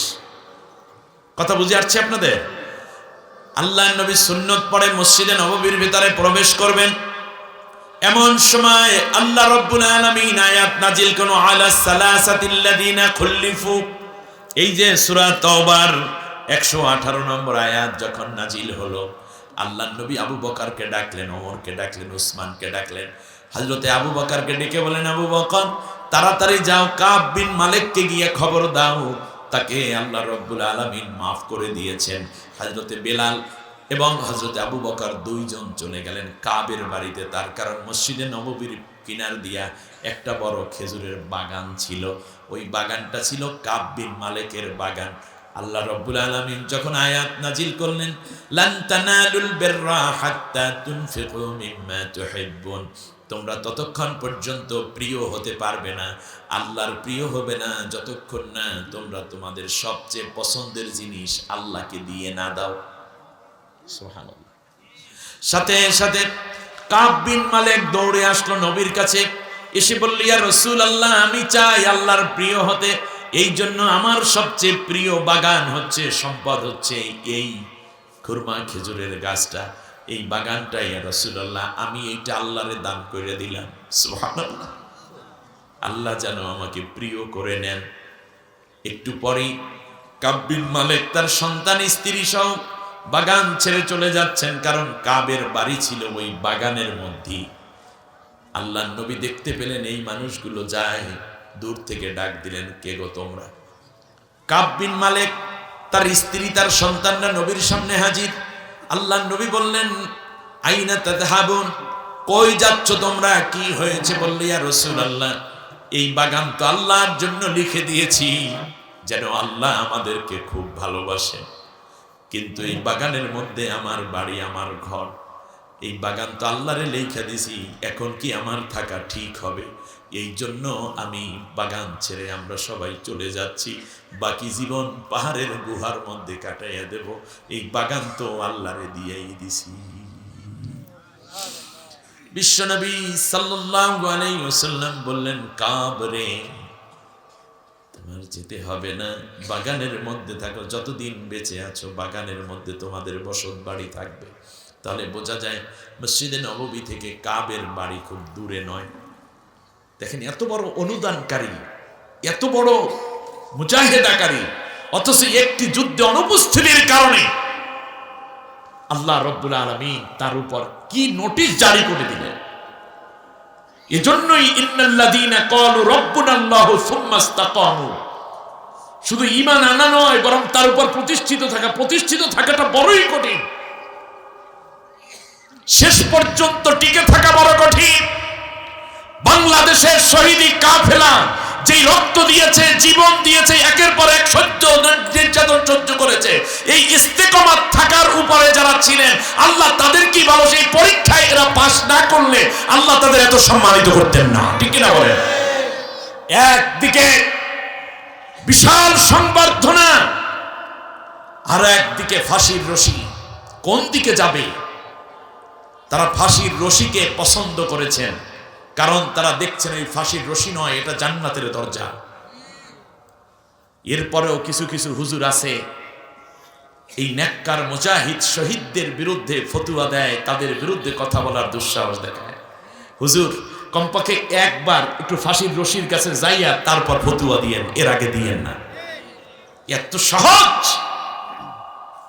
সুতরাং যখনই সুযোগ আসবে তখনই ইসলামের পক্ষে, আল্লাহর কোরআনের পক্ষে নিজেকে বিজয়ী করার জন্য, নিজেদেরকে বিজয়ী করার জন্য দৌড়তে হবে। কাব বিন মালিক ওই জায়গায় ভয় খাইয়ে গেছে, তার কারণ লোভটা তাকে একটু পেয়ে বসছিল। এই জন্য হিলাল ইবনে উমাইয়া কাব বিন মালিক মারার ইবনে রবিয়া 50 দিন পর্যন্ত অনুশোচনা করেছে, কিন্তু তার স্ত্রী বুঝাইয়া দিয়েছে যে একামতে দ্বীনের কাজে অংশগ্রহণ না করলে তুমি আমার স্বামী হতে পারো, আল্লাহর নবীর অনুমতি ছাড়া তোমার ঘরে আমিও থাকতে পারি না, তুমি আমার কাছে আসতে পারো না। সামনে সুযোগ আসবে, আমরা আল্লাহর কোরআনের পক্ষে বিজয়ের জন্য সর্বোচ্চ মেহনত করব। সবাই বলেন আমিন। এজন্য স্লোগান হচ্ছে সব দল দেখা শেষ, আগামীর দিন হবে আল কোরআনের বাংলাদেশ। সবাই রাজি? কোরআন দিয়ে একবার বাংলাদেশ চলুক, যারা দেখতে চান তারা দুইটা হাত উঁচু করেন। লিল্লাহি তাকবীর, নারায়ে তাকবীর। আল কোরআনের আলো সংসদে চালো, নারায়ে তাকবীর। মাশাআল্লাহ। সব বাদ দেন, একটি বারের জন্য আল্লাহর কাছে আসুন, নসিব খুলে যাবে। আজ ভূমিকম্প হচ্ছে, জমিন কাঁপছে, অথচ আল্লাহ তাআলা বলছেন ওয়ালাউ আন্না আহলাল কুরা আমানু ওয়াত্তাকাউ লাফাতাহনা আলাইহিম বারাকাতিন মিনাস সামাই ওয়াল আরদ। জমিন তো কাঁপবে না, আসমানও তোমাদের উপর বেজার হবে না, রাগ করে বৃষ্টি ঢেলে দিবে না কিংবা খরা দিবে না। যদি তোমরা জমিনের বুকে, জমিনের উপরে, আমার উপরে ঈমান এনে কোরআনের শাসন দিয়ে দেশটা চালাইতে পারো, তাহলে জমিনের ভেতরের সব বরকতের দরজা, আসমানের সব বরকতের দরজা আমি অবশ্যই খুলে দেব। ওয়াদা কার? এখানে কোন রাজনীতি আর পার্টির দরকার আছে? কোরআন আছে যেখানে, আমি আছি সেখানে। বলেন কোরআন আছে যেখানে, বাস শেষ, কথা ক্লিয়ার। কোরআন নাই, আমি সেখানে যাব না, এটা মুমিনের কথা। হিলাল কাব বিন মালিক ঘরের মধ্যে আছে কিনা, দুইজন ডাক দেয়, ও কাব আইনান্ত। হযরতে বিলাল ডাক দেয়, কাব রে তাড়াতাড়ি আসো, ফজরের আযান দিছি। কিছু মানুষ আছে না, আযানের পর দেখবে রাস্তায় রাস্তায় ঘুরে আর ডাকে। বিলাল রাদিয়াল্লাহু তাআলা ডাক দিছে, গো বিলাল, ডাক দিয়া কয়, কাব রে আয় রে, আযান দিছি, তোল দিয়া। এর মানে 50 দিন কাব বিন মালিক জামাতে নামাজ পড়তেও যায় না। একামতে দ্বীনের কাজে তুমি শামিল নাই, তুমি জামাতে যাই করবা কি? তুমি নিজেই তো জামাত পছন্দ করো না, ঠিক না? জামাতে শুধু নামাজ পড়বে না, জামাতে একামতে দ্বীনের কাজও করতে হবে। একামতে দ্বীনের কাজ করার জন্য প্রস্তুতি হিসাবে জামাতকে আল্লাহ ফরজ করে দিয়েছেন, নবী ফরজ করেছেন। কিন্তু জামাতে নামাজ পড়ার পর তোমার কাজটা কি? শুধু জামাতই পড়লা, জামাতবদ্ধভাবে নামাজ পড়লা, জামাতবদ্ধভাবে সমাজও কায়েম করতে হবে। যেই কোরআন দিয়ে নামাজ পড়লা, সেই কোরআন দিয়ে সমাজ চালান শুরু করো। সুবহানাল্লাহ কয় না? আমরা জামাতে নামাজ দেখেছি, কোরআনের নামাজ দেখেছি, কোরআন সমাজ দেখি নাই। অতএব আসুন না একটা বারের জন্য কোরআনের সমাজটা দেখি। আল্লাহ তুমি সেই পরিবেশ দান করো, সবাই বলেন আমিন। হযরতে কাবের স্ত্রী বলতেছেন, আমার স্বামী 50 দিন পর্যন্ত ঘরের বাইরে, তিনি তো বাড়িতেই নাই। আল্লাহু আকবার। বলল তিনি কোথায় আছেন, বলে তাও জানি না, তার খবর নিয়ে আমি প্রয়োজন মনে করি নাই। তার খবর নেয়াটাকে আমি প্রয়োজন মনে করি নাই। তার কারণ আল্লাহর নবী বলেছেন, তার সাথে সম্পর্ক ছিন্ন করতে আমি কেমন করে তার স্ত্রী হয়ে তার সাথে সম্পর্ক গড়ি।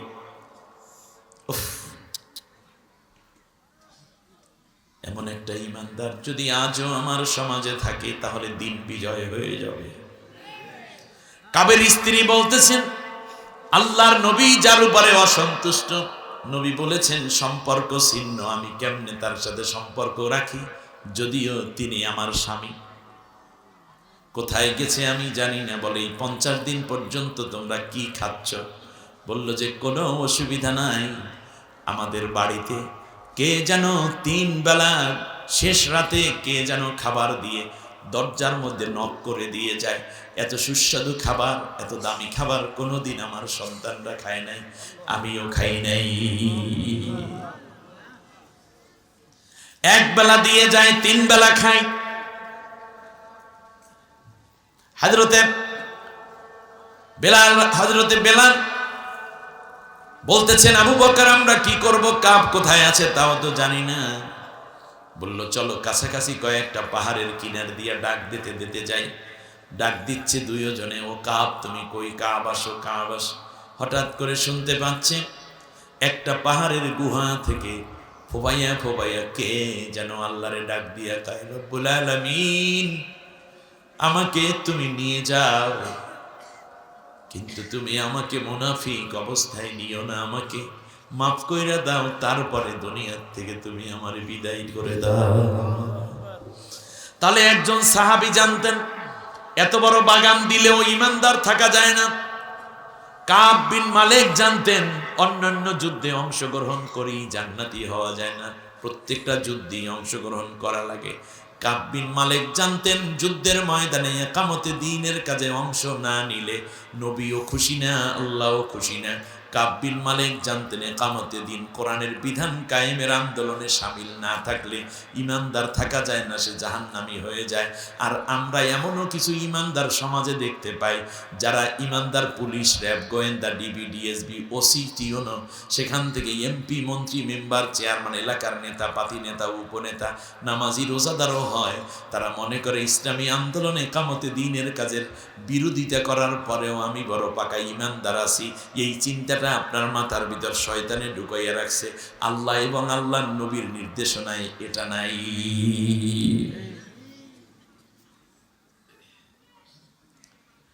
কাব বিন মালিকের কান্না থামালেন। হযরত আবু বকর পাহাড়ের উপরে উঠে গেলেন, গিয়ে সিজদার মধ্যে কাব বিন মালিকের পেয়ে মাথায় হাত দিয়ে বললেন, ওয়া আলাস সালাসাতিল্লাযিনা খুল্লিফু, তোমাদের 3 জনকে তো আল্লাহ মাফ করে দিয়েছে, এখন ওঠো। সিজদা থেকে মাথা তুলে কাব বিন মালিক শরীরটা থরথর করে কাঁপছে। কত না খাওয়া না ঘুমানো মানুষ সে। শেষ পর্যন্ত মসজিদে নববীর বারান্দা পর্যন্ত যখন পৌঁছল, আল্লাহর নবী ভেতর থেকে এসে কাবকে জড়াইয়ে ধরলেন। আল্লাহর নবী নিজ হাতে তাকে জমজমের পানি পান করালেন, খেজুর হাতের মধ্যে উঠাইয়া দিলেন। খাওয়ার পরে কাব বিন মালিক কিছুটা সুস্থ জিজ্ঞেস করলো, রসুল সুসংবাদটা কি আপনার পক্ষ থেকে নাকি আল্লাহর পক্ষ থেকে? হযরতে রাসূলুল্লাহ বললেন, কাব রে, তোমাকে যেই সুসংবাদ দিলাম তোমার ক্ষমা তোমাদের 3 জনার, এটা মুহাম্মদুর রাসূলুল্লাহর কোনো অধিকার নাই। তোমার ক্ষমার পূর্ণ ঘোষণা দিয়েছেন আল্লাহ রাব্বুল আলামিন নিজে। হিলাল ইবনে উমাইয়ার রশিটা আজকে আল্লাহর নবী নিজে খুলে দিলেন। রক্ত ঝরছে হেলাল ইবনে উমাইয়ার ক্ষত স্থান থেকে, শরীরের কয়েকটা জায়গা থেকে।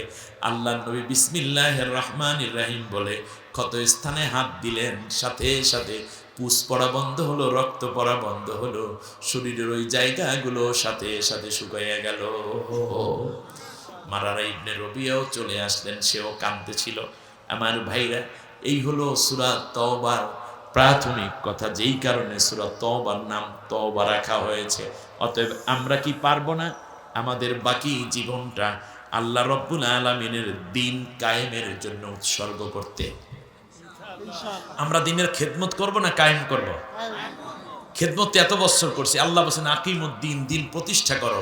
দিন প্রতিষ্ঠা মানে আল্লাহর কোরআনের আইন দিয়া দেশটা চললে সেইটাই বোঝা যায় দিন প্রতিষ্ঠা। আমাকে অনুরোধ করা হয়েছে হুজুর সুদ শরিক ফাঁকি দেওয়া সম্পর্কে আলোচনা করেন। শরিক যে ঠকায় তার সে জান্নাতে যাবে না। মান কথা মেরাসা ওয়ারিসি কথা আল্লাহ মেরাসাউল জান্নাহ। যে ব্যক্তি তার ছেলেকে বেশি লিখে দিল, মেয়েকে কম দিল, এক ছেলেকে লিখে দিল আর এক ছেলেকে দিল না, এই ব্যক্তি ওই বাবাটা জাহান্নামে যাবে, তার কোনো জান্নাতে অংশ নাই। আর এইগুলো ওয়াজের কোনো বিষয় নেই এবং রাষ্ট্রের আইন, কিচ্ছু করার নাই। আগামী পার্লামেন্ট, কোরআনের পার্লামেন্ট বানাইয়া দেন, কেউ শরিকও ঠকাইতে পারবে না। সুদ বলতে আপনি কিচ্ছুই নেই। সুদ ওই আওয়ামী লীগের মতো, মানে হচ্ছে আওয়ামী লীগ যেমন খুঁজা পাওয়া যায় না, ঠিক তেমনই সুদও খুঁজা পাওয়া যাবে না। কারণ টোটাল ব্যাংকিং সিস্টেম হয়ে যাবে ইসলামী ব্যাংকিং, মুনাফা ভিত্তিক। সুদ আপনি ইচ্ছে করলেও সুদ পাইবেন না কোথাও। সুবহানাল্লাহ। নাকি হাসলেন কেন? অনেকে হাসতেছে আওয়ামী লীগের। আরে ভাই, মনে করেন এই মুহূর্তে আপনার নাতি অসুস্থ, ডাক্তারের কাছে যাওয়ার পর ডাক্তার বলছে যে যদি এই এক বোতল পানি কোনো আওয়ামী লীগের এমপি দিয়ে, ওদের 300-350 এমপি ছিল, মহিলা কিংবা পুরুষ, এক বোতল পানি শুধু একটা আওয়ামী লীগের এক এমপি ফু দেবে, ওই ফুর পানি যদি খায় তাহলে আপনার নাতির পেট ব্যথা পুরো ভালো হয়ে যাবে। সারা বাংলাদেশ তন্ন তন্ন করে একজন এমপিও পাবেন আপনি।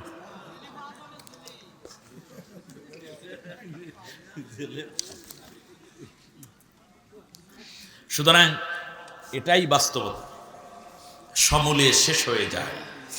তাহলে তাইবুন, তওবাকারী, আমরা তওবাকারী হব, ঠিক আছে? তাহলে ইসলামী আন্দোলনে শরিক না হওয়া, একামতে দ্বীনের কাজ না করা যে গুনাহ, এটা আমরা জানতামই না। অথচ এইটা কত জরুরি আপনি কি খেয়াল করেছেন? কত জরুরি আপনি খেয়াল করেন। তওবা করার তাকিদ দিয়ে আল্লাহ তাআলা বলেছেন, আমরা আজকে তওবা না করে কেউ যাব না, মনে থাকবে? আল্লাহ রাব্বুল আলামিন বানিয়া আইয়ুহাল্লাযীনা আমানু তুবু ইলাল্লাহি তাওবাতান নাসুহা আসা রাব্বুকুম আইয়ুকাফিরা আনকুম সাইয়্যাতিকুম ওয়া ইউদখিলাকুম জান্নাতিন তাজরি মিন তাহতিহাল আনহার। সূরা তাহরিমের 8 নম্বর আয়াতে আল্লাহ তাআলা আমাদেরকে বলতেছেন, হে ঈমানদার নারী এবং পুরুষ, তোমরা সবাই আল্লাহর কাছে তওবা করো, চূড়ান্ত তওবা করো। আর মনে রেখো, তওবা করলে আমি আল্লাহ তোমার জীবনের আগের সব গুনাহগুলা মাফ কইরা দেব এবং তোমাদেরকে আমি আল্লাহ জান্নাতি বানাইয়া দেব। কি করতে হবে বলেন? আল্লাহর নবী বলছেন, ইন্নী আতুবু ইলাল্লাহি মিআতা মাররা ফি কুল্লি ইয়াউমিন, প্রত্যেক দিন আমি মুহাম্মদুর রাসূলুল্লাহ আল্লাহর কাছে তওবা করি 100 বার। নবীর কোনো গুনাহ আছে? এরপরেও নবী তওবা করেন। এর মানে হচ্ছে আল্লাহর নবী বলেছেন, যার গুনাহ নাই সে যদি তওবা করে তাহলে আল্লাহ তাআলা তার সম্মান বাড়াইতে থাকেন, আর যার গুনাহ আছে তার গুনাহগুলা মাফ করতে থাকেন। সুবহানাল্লাহ বলেন। আল্লাহ রাব্বুল আলামিন বলেন, তোমাদের বাবা আদম তো সেই দিন আমার কাছে তওবা করে সব অপরাধ মাফ পেয়ে গেছে। বলুন সুবহানাল্লাহ। ফাতালাক্কা আদামু মির রাব্বিহি কালিমাতিন ফাতাবা আলাইহি ইন্নাহু হুয়াত তাওয়াবুর রাহিম। সূরা বাকারা 37 নম্বর আয়াতের মধ্যে আল্লাহ রাব্বুল আলামিন বলেন, তোমাদের আদি পিতা আদম যখন আমার হুকুম অমান্য করলো, তখন সে যখন নিষিদ্ধ গাছের ফল খেয়ে ফেললো, তখন আমার কাছে তওবা করলো, আমি আল্লাহ রাব্বুল আলামিন তারে তওবা করে আবার জান্নাতে নেওয়ার সিদ্ধান্ত নিলাম। সুবহানাল্লাহ পড়েন। অতএব আমাদেরও কি করতে হবে? তওবা করতে হবে। আল্লাহর নবী বলেন, আত-তাইবু মিন যামবিহি কামান লা যামবা লাহু, যদি কোনো ব্যক্তি গুনাহ থেকে তওবা করে, আমি আল্লাহ রাব্বুল আলামিন তাকে এমন ভাবে মাফ করে দেন যেন সে কোনো গুনাহই করে নাই। সুবহানাল্লাহ বলেন। একজন মা যেমন সন্তানকে প্রসব করলে ওই সন্তান সদ্য প্রসূত সন্তানের যেমন কোনো গুনাহ থাকে না, তওবাকারীর জীবনে ওই রকম কোনো গুনাহ থাকে না।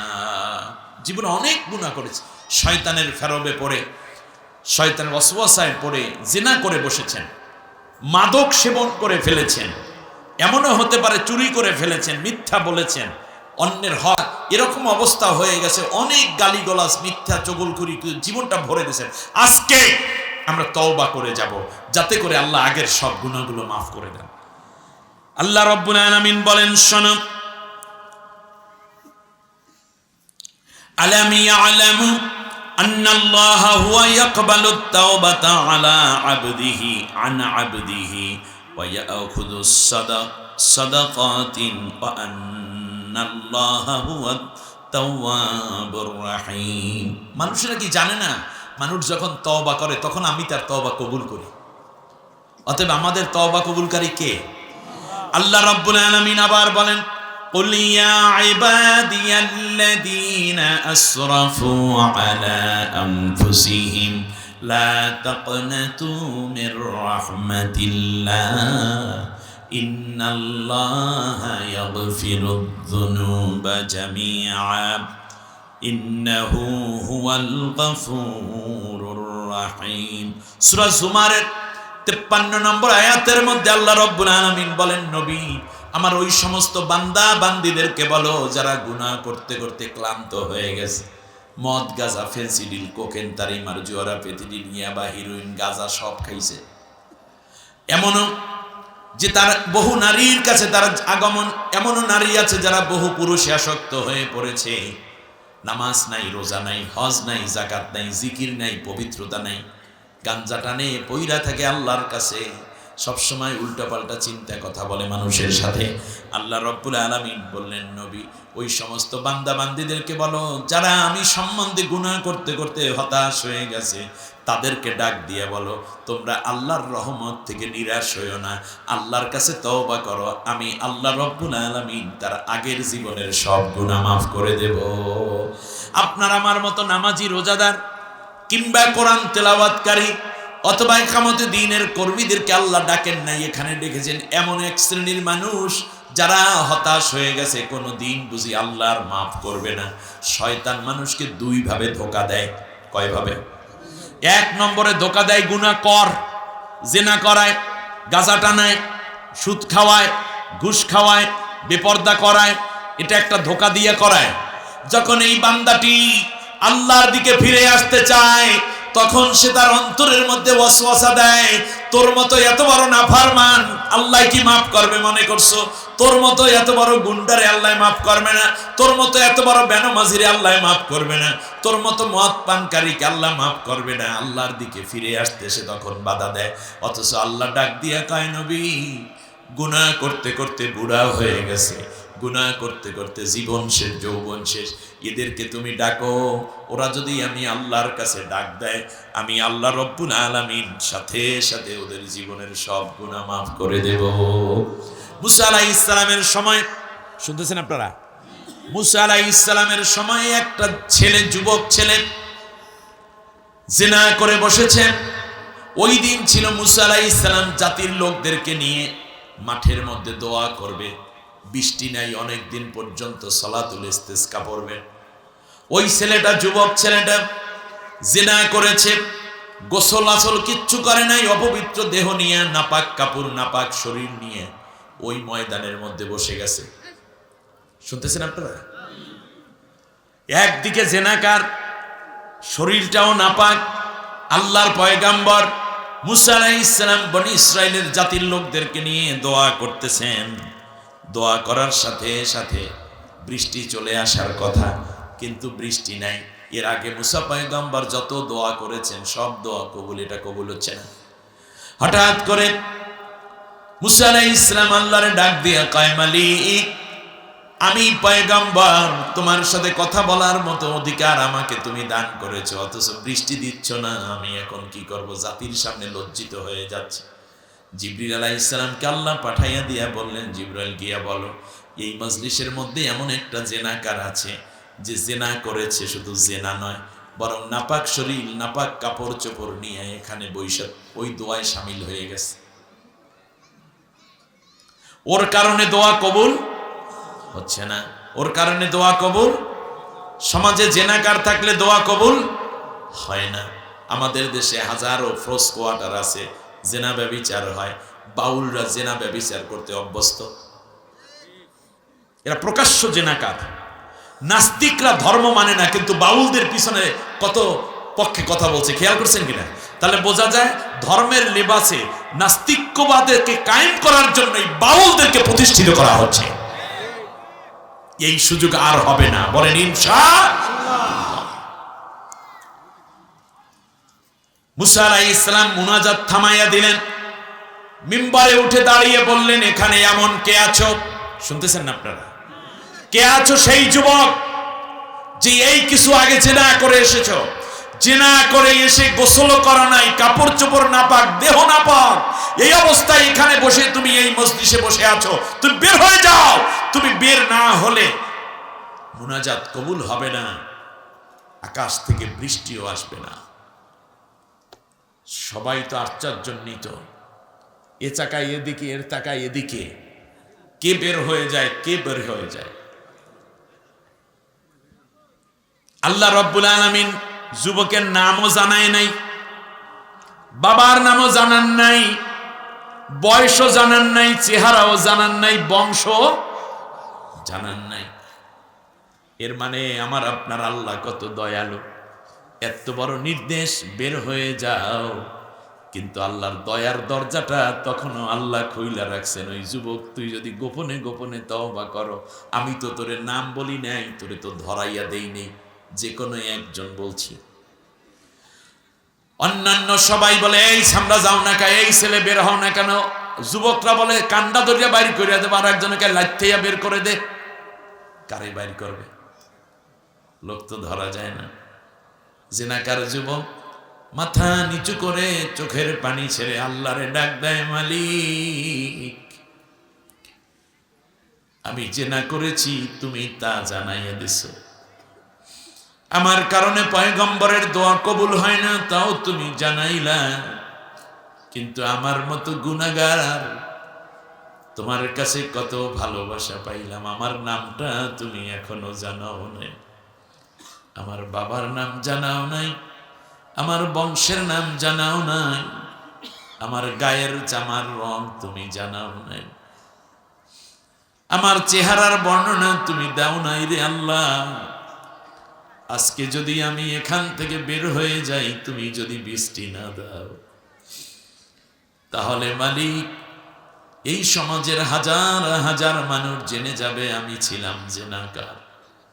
এই এলাকায় আমাকে থাকতে দিবে না, অন্য এলাকায় চলে যাবে, এলাকায় আমার লাশটা পর্যন্ত আর কোনোদিন আসতে পারবে না। আমার বাবা আমার মা বেইজ্জতি হবে, আমার মা আমার বাবা জানবে আমি ছিলাম সেই জেনাকার। পরের দিন বাজারে আমার বাবা যাইতে পারবে না, বলবে তোমার ছেলের কারণে দোয়া আটকাই রয়েছিল। আমার ভাই আমার বোনরাও অপমানিত হবে। আল্লাহ, এত বড় বেইজ্জতি তুমি আমারে কইরো না। আজকে আমি তওবা করলাম, জীবনে কোনোদিন আর জেনা ব্যভিচার করব না, আমারে মাফ কইরা দেয়। মুসা আলাইহিস সালাম এইদিকে ধমকাচ্ছেন, যুবক তাড়াতাড়ি বের হও। এলাকার মানুষরাও বলে তাড়াতাড়ি বের হও, কিন্তু কেউ বের হয় না। এমন সময় দেখা গেল উত্তর আকাশে ঘন কালো মেঘের ঘনঘাটা শুরু হয়ে গেছে, বিজলি চমকাচ্ছে, হঠাৎ করে ঠান্ডা বাতাস, প্রচুর বৃষ্টি হলো। বৃষ্টিতে প্রত্যেক মানুষের হাঁটু পর্যন্ত, কারো কোমর পর্যন্ত ভিজে গেল, পানি হয়ে গেছে। জাতির লোকেরা জিজ্ঞেস করে, মুসা রে, তুমি তো যুবককে ধমকাচ্ছিলে, আমরাও তো ধমকাচ্ছিলাম, দোয়া তো করি নাই, আগের দোয়া তো কবুলই হয় নাই, তাহলে বৃষ্টি কার দোয়ায় আসলো বলো? তোমার চাইতেও মর্যাদাপূর্ণ কোনো মানুষ এই মজলিসে আছে নাকি? মুসা আলাইহিস সালাম আল্লাহরে ডাক দিয়ে কয়, মালিক, কার কথায় তুমি বৃষ্টিটা দিলা কও দেখি। আল্লাহ ডাক দিয়ে কয়, মুসা রে, ওই যুবক আমার কাছে চোখের পানি ছেড়ে গোপনে গোপনে কাঁদছে, তুমি দেখো নাই? যুবকের চোখের পানি যখন গাল বেয়ে বেয়ে পড়তেছিল, আল্লাহ কোনোদিন আর জেনা করব না, কোনোদিন আর কোনো নারীর ইজ্জত লুণ্ঠন করব না। বিবাহিত স্ত্রী কেবল তার সাথে আমি দৈহিক সম্পর্ক গড়ব, আর কারোর সাথে না। সে যখন আমার কাছে তওবা করেছে, লজ্জিত হয়েছে, আমার কাছে ক্ষমা চাইছে, আমি আল্লাহ রব্বুল আলামিন সাথে সাথে ওর চোখের পানি কবুল করেছি। ওর তওবা কবুল করে আমি আল্লাহ তাআলা ওর চোখের পানি জমিনে পড়ার আগে বৃষ্টির ধারা আমি আসমান থেকে নাজিল করে দিলাম। এমন ভাবে বেশি বৃষ্টি দিলাম যাতে করে যুবকের শরীরটাও পাক হয়ে যেতে পারে, পবিত্র হয়ে যেতে পারে, যেন ওর কাপড় চোপড়ও এই বৃষ্টির পানিতে ধুয়ে পবিত্র হতে পারে। আর আমি আল্লাহ রব্বুল আলামিন ওর আগের জীবনের সব গুনাহগুলোও মাফ করে দিয়েছি। আল্লাহ রব্বুল আলামিন বলছেন, শোনো, ইল্লাল্লাযীনা তাবু ওয়া আসলাহু ওয়া বায়্যানু ফাউলাইকা আতুবু আলাইহিম ওয়া আনাত তাওয়াবুর রাহিম। যারা তওবা করে এবং ইসলাহ করে। তওবা এবং ইসলাহ কি? আপনি দেখেন, মনে করেন হয়তোবা খুনি হাসিনা এখন তওবা করতেছে, আল্লাহ সাইদি সাহেবের কষ্ট দিছি, নিজামী সাহেবের ফাঁসি দিছি, আল্লাহ সালাউদ্দিন কাদের চৌধুরীরে ফাঁসি দিছি, ইলিয়াস আলীরে মাইরে ফেলাইছি, হেফাজতেরে মারছি, 28 অক্টোবর লগি বৈঠে দিয়ে মানুষ মারছি, আমার ষড়যন্ত্র কইরেই আল্লাহ তুমি জানো পিলখানায় হত্যাকাণ্ড ঘটাইছি, আর আমি হেলিকপ্টার দিয়ে পানি ঢালছি, এই কারণে প্রায় 2500 মানুষ মরছে। বলে পানি দিয়েছে, শুনছেন? এর পানির যন্ত্রণায় মানুষের বুক ছিদ্র হইয়া রক্ত বইতেছে। 250 মতো শিশু হত্যা করলো এই নারী। মিথ্যাবাদিনী কারে কয়? বিশ্বে যদি শয়তানের উপরে মানুষ শয়তানের কোনো ডিগ্রি থাকে, এইটা ওরে ধরাই দেওয়ার জন্যই ভারতে নেছেন কিনা আল্লাহ জানে। ছি, এবার খেয়াল করুন, আতুবু ওয়া আসলাহু, তওবা করবেন। ইসলাহটা কি? ইসলাম মানে হচ্ছে, মনে করেন আপনি আপনার বোনের সম্পদ দখল করে রাখছেন, এরকম ভাই আছে না? আচ্ছা, তাহলে 20 বছর ধরে আপনি আপনার বোনের 10% জমিন খাইতে আছেন। তওবা, এই তওবা হলো, এই প্রথম তওবা হলো এই বোনের জমিনটা ফিরাই দেওয়া। কারণ গুনার সাথে যেই সম্পর্ক, সেই তওবা হবে আল্লাহর সাথে, কিন্তু মানুষের সাথে যেই সম্পর্ক, এটার তওবা হলো মানুষের অধিকারটাকে ফিরাইয়া দেওয়া। কথা বোঝেন নাই? আপনি মনে করেন কারো জমিন জোর করে দখল করে রাখছেন, আপনি তওবা করেন, আল্লাহ কোনোদিন আর আমি হারাম খাবো না, কিন্তু জমিন ফিরাই দেন, আপনার তওবা হয়নি। আগে আপনার এই তওবাটাই হলো আপনি তাকে জমিনটা ফিরাইয়া দেবেন। এরপরে ইসলামের 20 বছর ধরে আপনি খাইছেন, 10 বছর ধরে যত ধান খাইছেন, আলু খাইছেন, রসুন, পেঁয়াজ, শাক সবজি এখানে দিয়েছেন না, এইগুলা যা পারেন তার একটা অংশ ফিরাইয়া দিবেন, আর বাকিটা মাপ চাইছেন যে বোন কমপক্ষে তাতে তো যা হয়, তাতে আমার ঘরবাড়ি সব বেচা লাগে, তা তো আর পারলাম না, যা তুই আমার মাফ করিয়ে দিস। এই যে ইসলাহ করা মানে নেগোসিয়েশনে আসা, এইটা আসতে হবে। সুতরাং যারা এখনো অত্যাচার করেছেন বিরোধী দলের উপরে 18টা বছর পর্যন্ত, কেবলমাত্র তাদের কাছে মাপ চাইলে হবে না, বরং তাদের যে ক্ষতি হয়েছে সেই ক্ষতিপূরণ আপনাকে দিতে হবে। এজন্য ট্রাইব্যুনালকে বলবো, বর্তমান অন্তর্বর্তীকালীন সরকারকে বলবো, আমার দেশের যেই ক্ষতি করেছে বিরোধী দলদের সাথে, তাদেরকে মুক্ত করেছেন, এটা একটা কাজ হয়েছে, কিন্তু তাদের যে ক্ষতি হয়েছে, ওই দলের যত সম্পদশালীরা এই ক্ষতিগুলো করেছে, প্রভাবশালীরা করেছে, তাদের সম্পদ থেকে এনে এদের সাথে ইসলাহ করে দেন। এত সহজ নয়। আপনি আপনার স্ত্রীকে অন্যায়ভাবে মারলেন, মারার পরে ডাক্তার বলল যে ফাটাই ফেলাইছে, সিলাই করে দিলাম, আর সারা শরীরের ব্যথার জন্য যা ওই নাপা ট্যাবলেট দিয়ে দিলাম, 20 ব্যথা ভালো হয়ে যাবে। 1 নম্বরে কাজ হচ্ছে কোনোদিন আমি আমার স্ত্রীকে আর মারবো না, এটা হলো তওবা। আর ইসলাম মানে হচ্ছে তার সমস্ত ব্যথাগুলো ঘুচিয়ে দেওয়া আপনার দায়িত্ব। আর কোনো সুপুরুষ তার স্ত্রীর গায়ে হাত তোলে না, মনে রাখবেন। আপনার আচরণ, ব্যবহার, ভালোবাসা, শাসন দিয়ে যদি নিয়ন্ত্রণ না করতে পারেন, গায়ে হাত তুলেছেন মানে আপনি আর কিচ্ছু কন্ট্রোলে রাখতে পারবেন না। আর কোনো ভালো স্ত্রীর কাজ নয় যে এমন আচরণ করাই স্বামী যে তার উপর বিরক্ত হয়ে হাত তুলতে বাধ্য হয়। এই নারীটাও কোনো ভালো নারী হতে পারে না। আল্লাহ রাব্বুল আলামিন বলেন, শোনো, ইল্লা মান তাবা ওয়া আমানা ওয়া আমিলা সালিহান ফাউলাইকা ইউবাদদিলুল্লাহু সাইয়্যাতিহিম হাসানাত ওয়া কানা আল্লাহু গফুরার রাহিমা। সূরা ফুরকানের ৭০ নম্বর আয়াতে আল্লাহ রাব্বুল আলামিন বলেন, যখন কোনো বান্দা আমার কাছে তওবা করে তখন আমি আল্লাহ তওবার কারণে তার গুনাহটা মাফ করে দেই। এ হলো মনে করেন আমল নামা, ঠিক না? এই পৃষ্ঠার মধ্যে লেখা হয়েছে বেনমাজি, আপনি নামাজ তরক করার কারণে এখানে নামাজের গুনাহ লেখা হয়েছে। কথা বুঝছেন কি রে? বেনমাজি এক ওয়াক্ত নামাজ পড়লে যে গুনাহ হয়, গুনাহটা লেখা হয়েছে। এখন আপনি আজকে তওবা করলেন, আল্লাহ আমি জীবনে কোনো দিন আর এক ওয়াক্ত নামাজও তরক করব না, এই সিদ্ধান্ত নিলেন আপনি, নাই না? এখন আল্লাহ কি করবেন? এই গুনাহটা কি লেখা থাকবে? থাকবে না। এই গুনাহটা কি হয়ে যাবে? মুছে ফেলবেন আল্লাহ তাআলা। সুবহানাল্লাহ। ওই যে আপনি 20 বছরও নামাজ যদি না পড়ে থাকেন, 20 বছরের পুরা গুনাহ সব কি হয়ে যাবে? মুছে ফেলা, কারণ আপনি তওবা করেছেন। আমার কথা বুঝাইতে পারতেছি না। তাহলে তওবাটা কত বড় মর্যাদাপূর্ণ আপনি কি বুঝতেছেন না? আপনি এই যে তওবা করেন, আল্লাহ জীবনে আর নামাজ তরক করব না, আজকে তওবা করলাম এই তাফসীর মাহফিলে, তাহলে আপনার জীবনে আগে যত নামাজ তরক হয়েছে সব নামাজের গুনাহ আল্লাহ মাফ করে দিয়েছে। এখন মাফ করে দেয়া, তাই এখানে কোনো নেকিও নাই আর সওয়াবও নাই। কিন্তু আল্লাহ তাআলা বলেন আমি সেরকম না। যদি কেউ আমার কাছে তওবা করে তাহলে আমি আল্লাহ রব্বুল আলামিন ওই গুনাহ মাফ করি, এটাই না শুধু, বরং গুনার জায়গাটায় আমি আল্লাহ রব্বুল আলামিন নেকি দিয়ে ভরপুর করে দেই। ওয়া ইউবাদদিলুল্লাহু সাইয়্যাতিহিম হাসানাত। আপনারা বলেন এটা কি আমার কথা না আল্লাহর কথা? কোন সূরা বলেন তো দেখি? সূরার নাম সূরা ফুরকান, আয়াত নম্বর ৭০। ওয়াদা করেছেন কে? আপনি বিবাহের আগে জিনা করেছেন বা বিয়ের পরেও পরকীয়ায় লিপ্ত, এরকম শয়তানে আপনার ধৈর্য বসছে, আপনি নারী হন কিংবা পুরুষ হন। এখন আজকে আপনি তওবা করেন জীবনে কোনোদিন আর জেনা করবেন না, তো জেনার যে গুনার জায়গা, সেই জায়গাগুলোকে আল্লাহ তাআলা কি দিয়ে ভরবেন? নেকি দিয়ে পাল্টান। এখন আল্লাহ যদি নেকি লেখেন তাহলে একটা গুনার জায়গায় একটা নেকি লেখেন নাকি বেশি লেখেন, সেইটা আবার আল্লাহ তাআলা কোরআনের অন্য আয়াতে বলেছেন।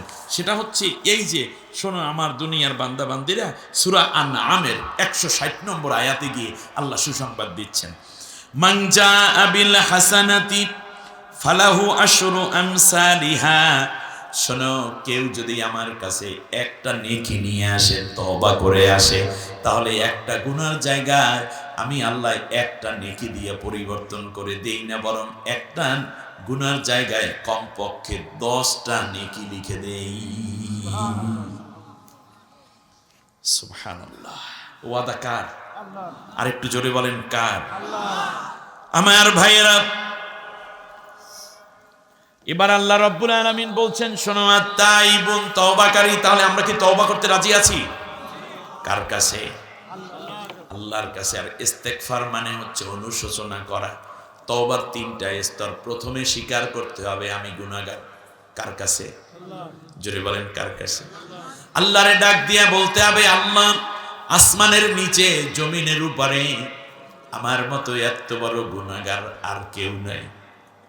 এই কথাটা আল্লাহরে বলে দিতে হবে। আপনি ধনী হন, গরিব হন, নামাজি হন, কম নামাজি, বেনামাজি হন, স্কুল কলেজে পড়েন, মাদ্রাসায় পড়েন, প্রথমে আল্লাহর সামনে সারেন্ডার্ড হয়ে যেতে হবে। আল্লাহ আমার মতো এত বড় অপরাধী দুনিয়ায় আর কেউ নাই।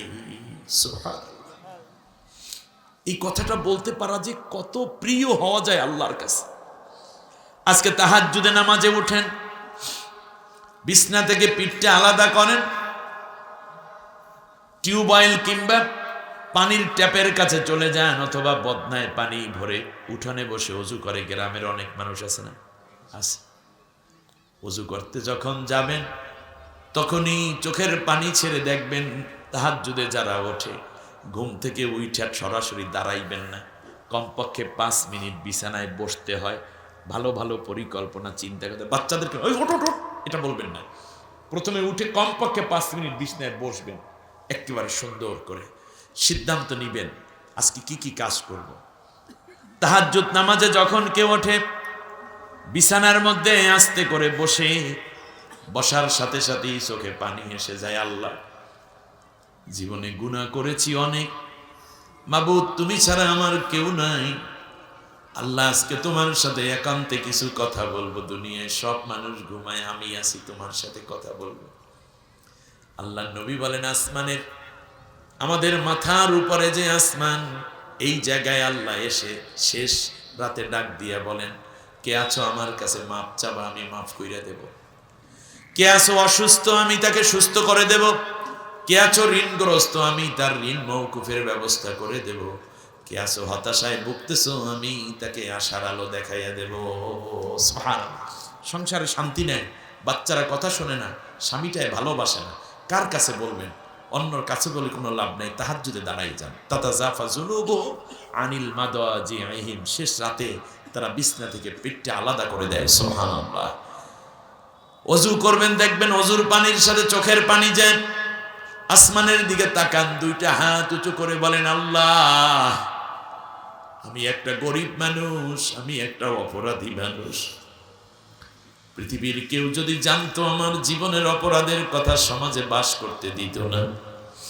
কিন্তু মালিক তুমি আমার রব, আমার গুনাহগুলো গোপন রেখেছো, আমার গুনাহগার আল্লাহ, তুমি আমাকে গোপন অবস্থায় মাফ করে দাও। সেজদার মধ্যে চলে যান, রুকুর মধ্যে দাঁড়ানো অবস্থায় দেখবেন চোখের পানি এমনিতে টলটল করে পড়তেছে। আল্লাহর নবী বলেন, যখন কোনো মানুষ আল্লাহর ভয়ে কান্দে, ওই চোখের পানিগুলো একদল রহমতের ফেরেশতারা জমা কইরা রাখে। কোনো কারণেই বান্দা বান্দি যদি জাহান্নামী হওয়ার উপক্রম হয়, চোখের পানিগুলো জাহান্নামের আগুনের মধ্যে ফেরেশতা ছিটাইয়া দেবে। জাহান্নামের আগুন চোখের পানি ছাড়া নিভানো যাবে না। আপনার আমার চোখের পানি আল্লাহ রব্বুল আলামিন যদি কবুল করে বসেন, আর চোখের পানি আল্লাহ কবুল করেন, তাহলে আসুন না আজকে আল্লাহ তাআলার কাছে কান্দি। হাঁটতেছেন, গাড়িতে যাচ্ছেন, দোকানে আছেন, বিমানে আছেন, লঞ্চে আছেন, রিকশায় আছেন, ভয় করব কাকে? সবসময় অনুশোচনা করব কার কাছে? আল্লাহ তাআলার কাছে। আত-তাইবুন আল-আবিদুন, আমরা ইবাদত করব একমাত্র কার? ইয়্যাকা না'বুদু ওয়া ইয়্যাকা নাস্তাঈন। আমরা একমাত্র আল্লাহর ইবাদত করব। আল্লাহ বলছেন, ফাদখুলি ফি ইবাদি ওয়াদখুলি জান্নাতি, আমার ইবাদত কর আর আমার জান্নাতে আসতে থাক। সুবহানাল্লাহ। আল হামিদুন, আল্লাহর প্রশংসা। কোনো পীরের, কোনো বুজুর্গের কিংবা কোনো নেতা নেত্রীর ইত্যাদি প্রশংসা করার কোনো দরকার নাই। যেই নেতা আল্লাহর প্রশংসা করে আমরা ওই নেতাকে নেতা মানব, আর যে নিজেকে প্রশংসা করা পছন্দ করে ওটা আমার নেতা হতে পারে না। ঠিক না বলে? অতএব আমরা যারা আল্লাহর গোলাম আছি, সবাই মিলে আমাদের চেয়ে পরহেজগার ব্যক্তিকে আমরা নেতা বানাই। হামিদুন, বিগত 18টা বছর একটানা একটা মরা মানুষের যে প্রশংসা করলো একটা দল, এত মূর্তি বানাইলো, এত প্রশংসা করলো রেডিওতে, টেলিভিশনে, পেপারে, পত্রিকায়, এই নেতাকর্মীগুলো যদি তত 100 ভাগের 1 ভাগও যদি আল্লাহর নাম নিত, তাহলে প্রত্যেকে আল্লাহর ওলি হয়ে যেত। এর মধ্যে দরবেশ একজন পাইছে, দাড়ি, টুপি, সাদা পাঞ্জাবি, সাদা জামা, দেখলে কলিজা ঠান্ডা হয়ে যায়, নাম দিছে দরবেশ। আবার কেউ ওইটা দরবেশের লাগে বাবাও লাগাইছে।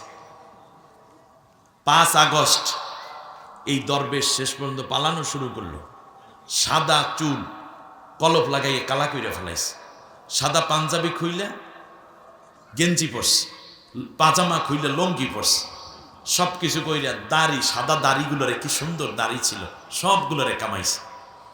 আবার সেই নৌকায় উঠছে, যেই নৌকায় তারা এত বদমাইশ বানাইলো, সেই নৌকায় ওঠার পর কোস্টগার্ডেরা ধৈর্য ফেলাইলো, ধৈর্য তাকে আর বেআইনি মন্ত্রী 2 জনকে নিয়ে গেল। তো 4-5 দিন পরে পুলিশেরা রিমান্ড দিয়েছে। ওই পুলিশের মধ্যে রিমান্ডে যারা ছিল তার মধ্যে সাইফুল নাম ছিল একজনের। ও আর আমার বাসা আর তার বাসা আবার পাশাপাশি। যাই হোক, জিজ্ঞেস করলাম, বললাম যে ভাই একটা মজার কাহিনী বলেন দেখি। হুজুর একটা কইতাম, বলেন। বললো যে হুজুর, ওই যে জিজ্ঞেস করলাম যে স্যার এইটা করলেন কেন? প্রাথমিক রিমান্ডে তো মাইটি দেয়নি তখন। জিজ্ঞেস করলো, স্যার এটা কি করলেন? কি করলাম?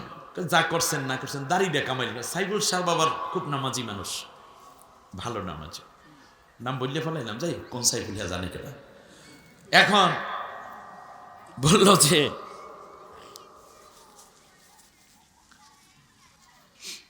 স্যার যা করছেন 62,000 কোটি টাকা বাংলাদেশ থেকে বিদেশে পাচার করছে। কত হাজার? 62,000 কোটি। চিন্তা করতে পারেন আপনি? এই টাকাটা দেশে থাকলেও তো আমার লক্ষ লক্ষ যুবক যুবতীর চাকরি হতো। বিদেশে পাচার করে দিয়েছে আমার দেশের টাকা ৬২,০০০ কোটি একজন। আহা, এরা নাকি এবার শর্ট করে চলে আসবে, জাতি রেডি আছে, ঠিক কিনা বলে? এক জায়গায় ঐক্য, সেটা হচ্ছে ওদেরকে বাংলাদেশের আর কোনো জায়গা হবে না, ঠিক না? অতএব যারা আছেন হতাশ লীগ, তারা তওবাতিল্লা কইরা ইসলামী আন্দোলনে যোগদান করেন, দিনের কাজ করেন, ইসলামের পথে আসেন, যদি আল্লাহ মাফ করে আমাদের তো সুবিধা নেই। আউলইয়েন না, বিশৃঙ্খলা সৃষ্টি করবেন তো ধরা খাইবেন। এবার শোনো, কইলে স্যার দাড়ি দিয়ে কামাইলেন কে? ধর, তোমরা পুলিশ, তোমরা ইমান আমল ইসলাম মাসলা মাসাইল কিছু জানো? না স্যার জানি না। বলেন কি? দাড়ি রেখা সুন্নত আর জান বাঁচান ফরজ।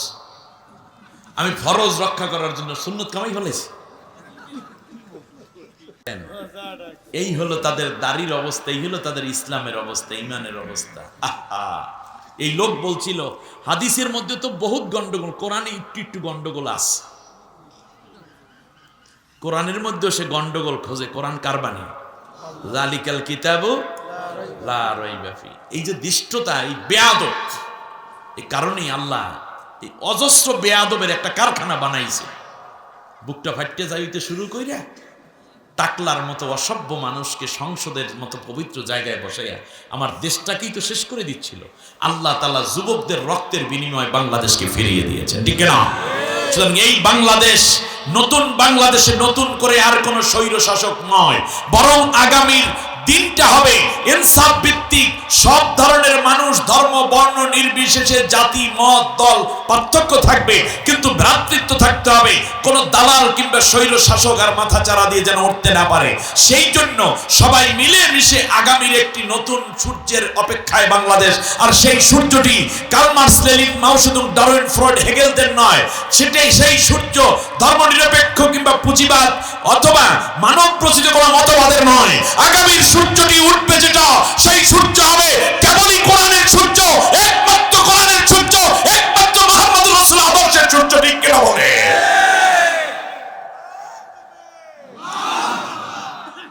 আল্লাহ আমাদেরকে সেই কোরআনের সূর্যটি দেখে যাওয়ার, সে কোরআনের তাপ আলোনে আর তৌফিক দান করুন। আল হামিদুন, প্রশংসা হবে একমাত্র কার? আস-সাইহুন। মাঝে মধ্যে নফল রোজাও রাখবেন। সোমবার, বৃহস্পতিবার নফল রোজা, আরবি মাসে 13, 14, 15 এরকম নফল রোজা। আর ফরজ রোজা তো রাখবই। আর রাকিউন, রুকু করব, আর সাজিদুন, সিজদা করব। এরপরে আমিরুনা বিল মারুফ, ভালো কাজের আদেশ করব। অন্নাহুনা আনিল মুনকার, খারাপ কাজ থেকে বিরত রাখবো মানুষকে। আল্লাহ তাআলা বলছেন আল্লাযীনা ইম্মাক্কান্নাহুম ফিল আরদি আকামুস সালাতা ওয়া আতাউজ যাকাতা ওয়া আমারু বিল মারুফ ওয়া নাহাউ আনিল মুনকার। নাহুনা আনিল মুনকার। যদি ইসলামী দল ক্ষমতায় যায়, তাহলে প্রথম কাজ হবে তার নামাজ প্রতিষ্ঠা করবে। আপনার ছেলে স্কুল কলেজ ইউনিভার্সিটিতে পড়ে, আপনার মেয়ে পড়ে, কোনো অসুবিধা নেই, তাদের নামাজ পড়ানোর দায়িত্ব নেবে সরকার।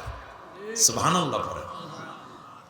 এরপরে যাকাত, নামাজ কায়েম করবে, যাকাত আদায় করে ধনীদের থেকে গরিবের মধ্যে বন্টন করে দিবে। বর্তমানে একটা রিপোর্টে, একটা গবেষণায় দেখা গেছে বাংলাদেশে 24,000 কোটি টাকা দরকার দারিদ্র্য বিমোচনের জন্য। কত টাকা? কিন্তু মানুষ যদি যাকাত দেয়, বর্তমানে যে ধনী আছে ব্যাংকগুলোতে তাদের টাকা পয়সা আছে, সেই যাকাত যদি উত্তোলন করায় প্রতি বছর 21,000 কোটি টাকা আয় করা সম্ভব। এর মানে যদি একটি ইসলামী রাষ্ট্র হয়, 2 বছরের মাথায় যাকাত নেওয়ার মতো কোনো লোক থাকবে না। পরিকল্পিত, আমানতদার, সৎ নেতৃত্ব, এমপি মন্ত্রীরা যদি দেশটা চালায়, যদি চোর গুন্ড বদমাইশের হাতে যায়, তাহলে আর কোনো উপায় থাকবে না।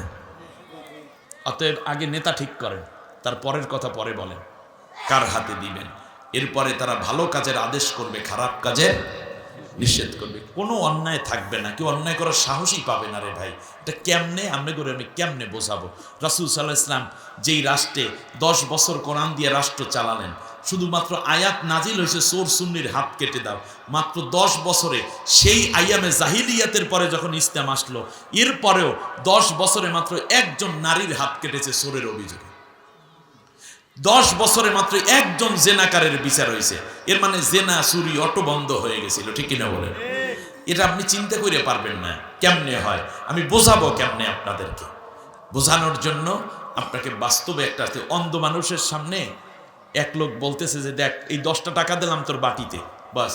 আর একটা উপদেশ দেই, শোন, তুই প্রতিদিন কমপক্ষে আধা পোয়া অর্থাৎ 1 পাওয়া, এটা 250 গ্রাম না 250 গ্রাম করে হইল দুধ খাইস। যেহেতু রোদের মধ্যে চিল্লা পাল্লা করো, বাবা 2টা পয়সা দিয়ে যান। কারা কয়? অন্ধরা ভিক্ষাবৃত্তি করে না, কোনো কোনো অন্ধ এইরকম। তো শরীর একটু ভালো থাকবে, তুই শুকাই গেছো, কালা হয়ে যাইতেছ, দুধ খাইস। কয় চাচা দুধ কেমন? কয় সাদা। কাকে বোঝাচ্ছে? অন্ধকে। কয় দুধ হইল সাদা। কয় দুধ কিসের মতো সাদা? কয় বগের মতো সাদা। কয় তো বকটা কেমন? কয় বক হইল কাশির মতো। ওই সকালায় কি কয়? বক হইল কাশির মতো। কয় কাশি কেমন? তো চারদিকে তাকাইয়া দেখতেছে কামারের দোকান আছে, দা কাশি খন্তা কুড়াল বানাইয়া রাখতে আছে। দৌড়ে গেছে, যাইয়া একটা কাশি আইন না, কয় কারণ বগের কল্লাটা তো কাশির মতো না, এই জন্য কইছি এটা কাশির মতো। আইনে একটা কাশি হাত দিয়েছে।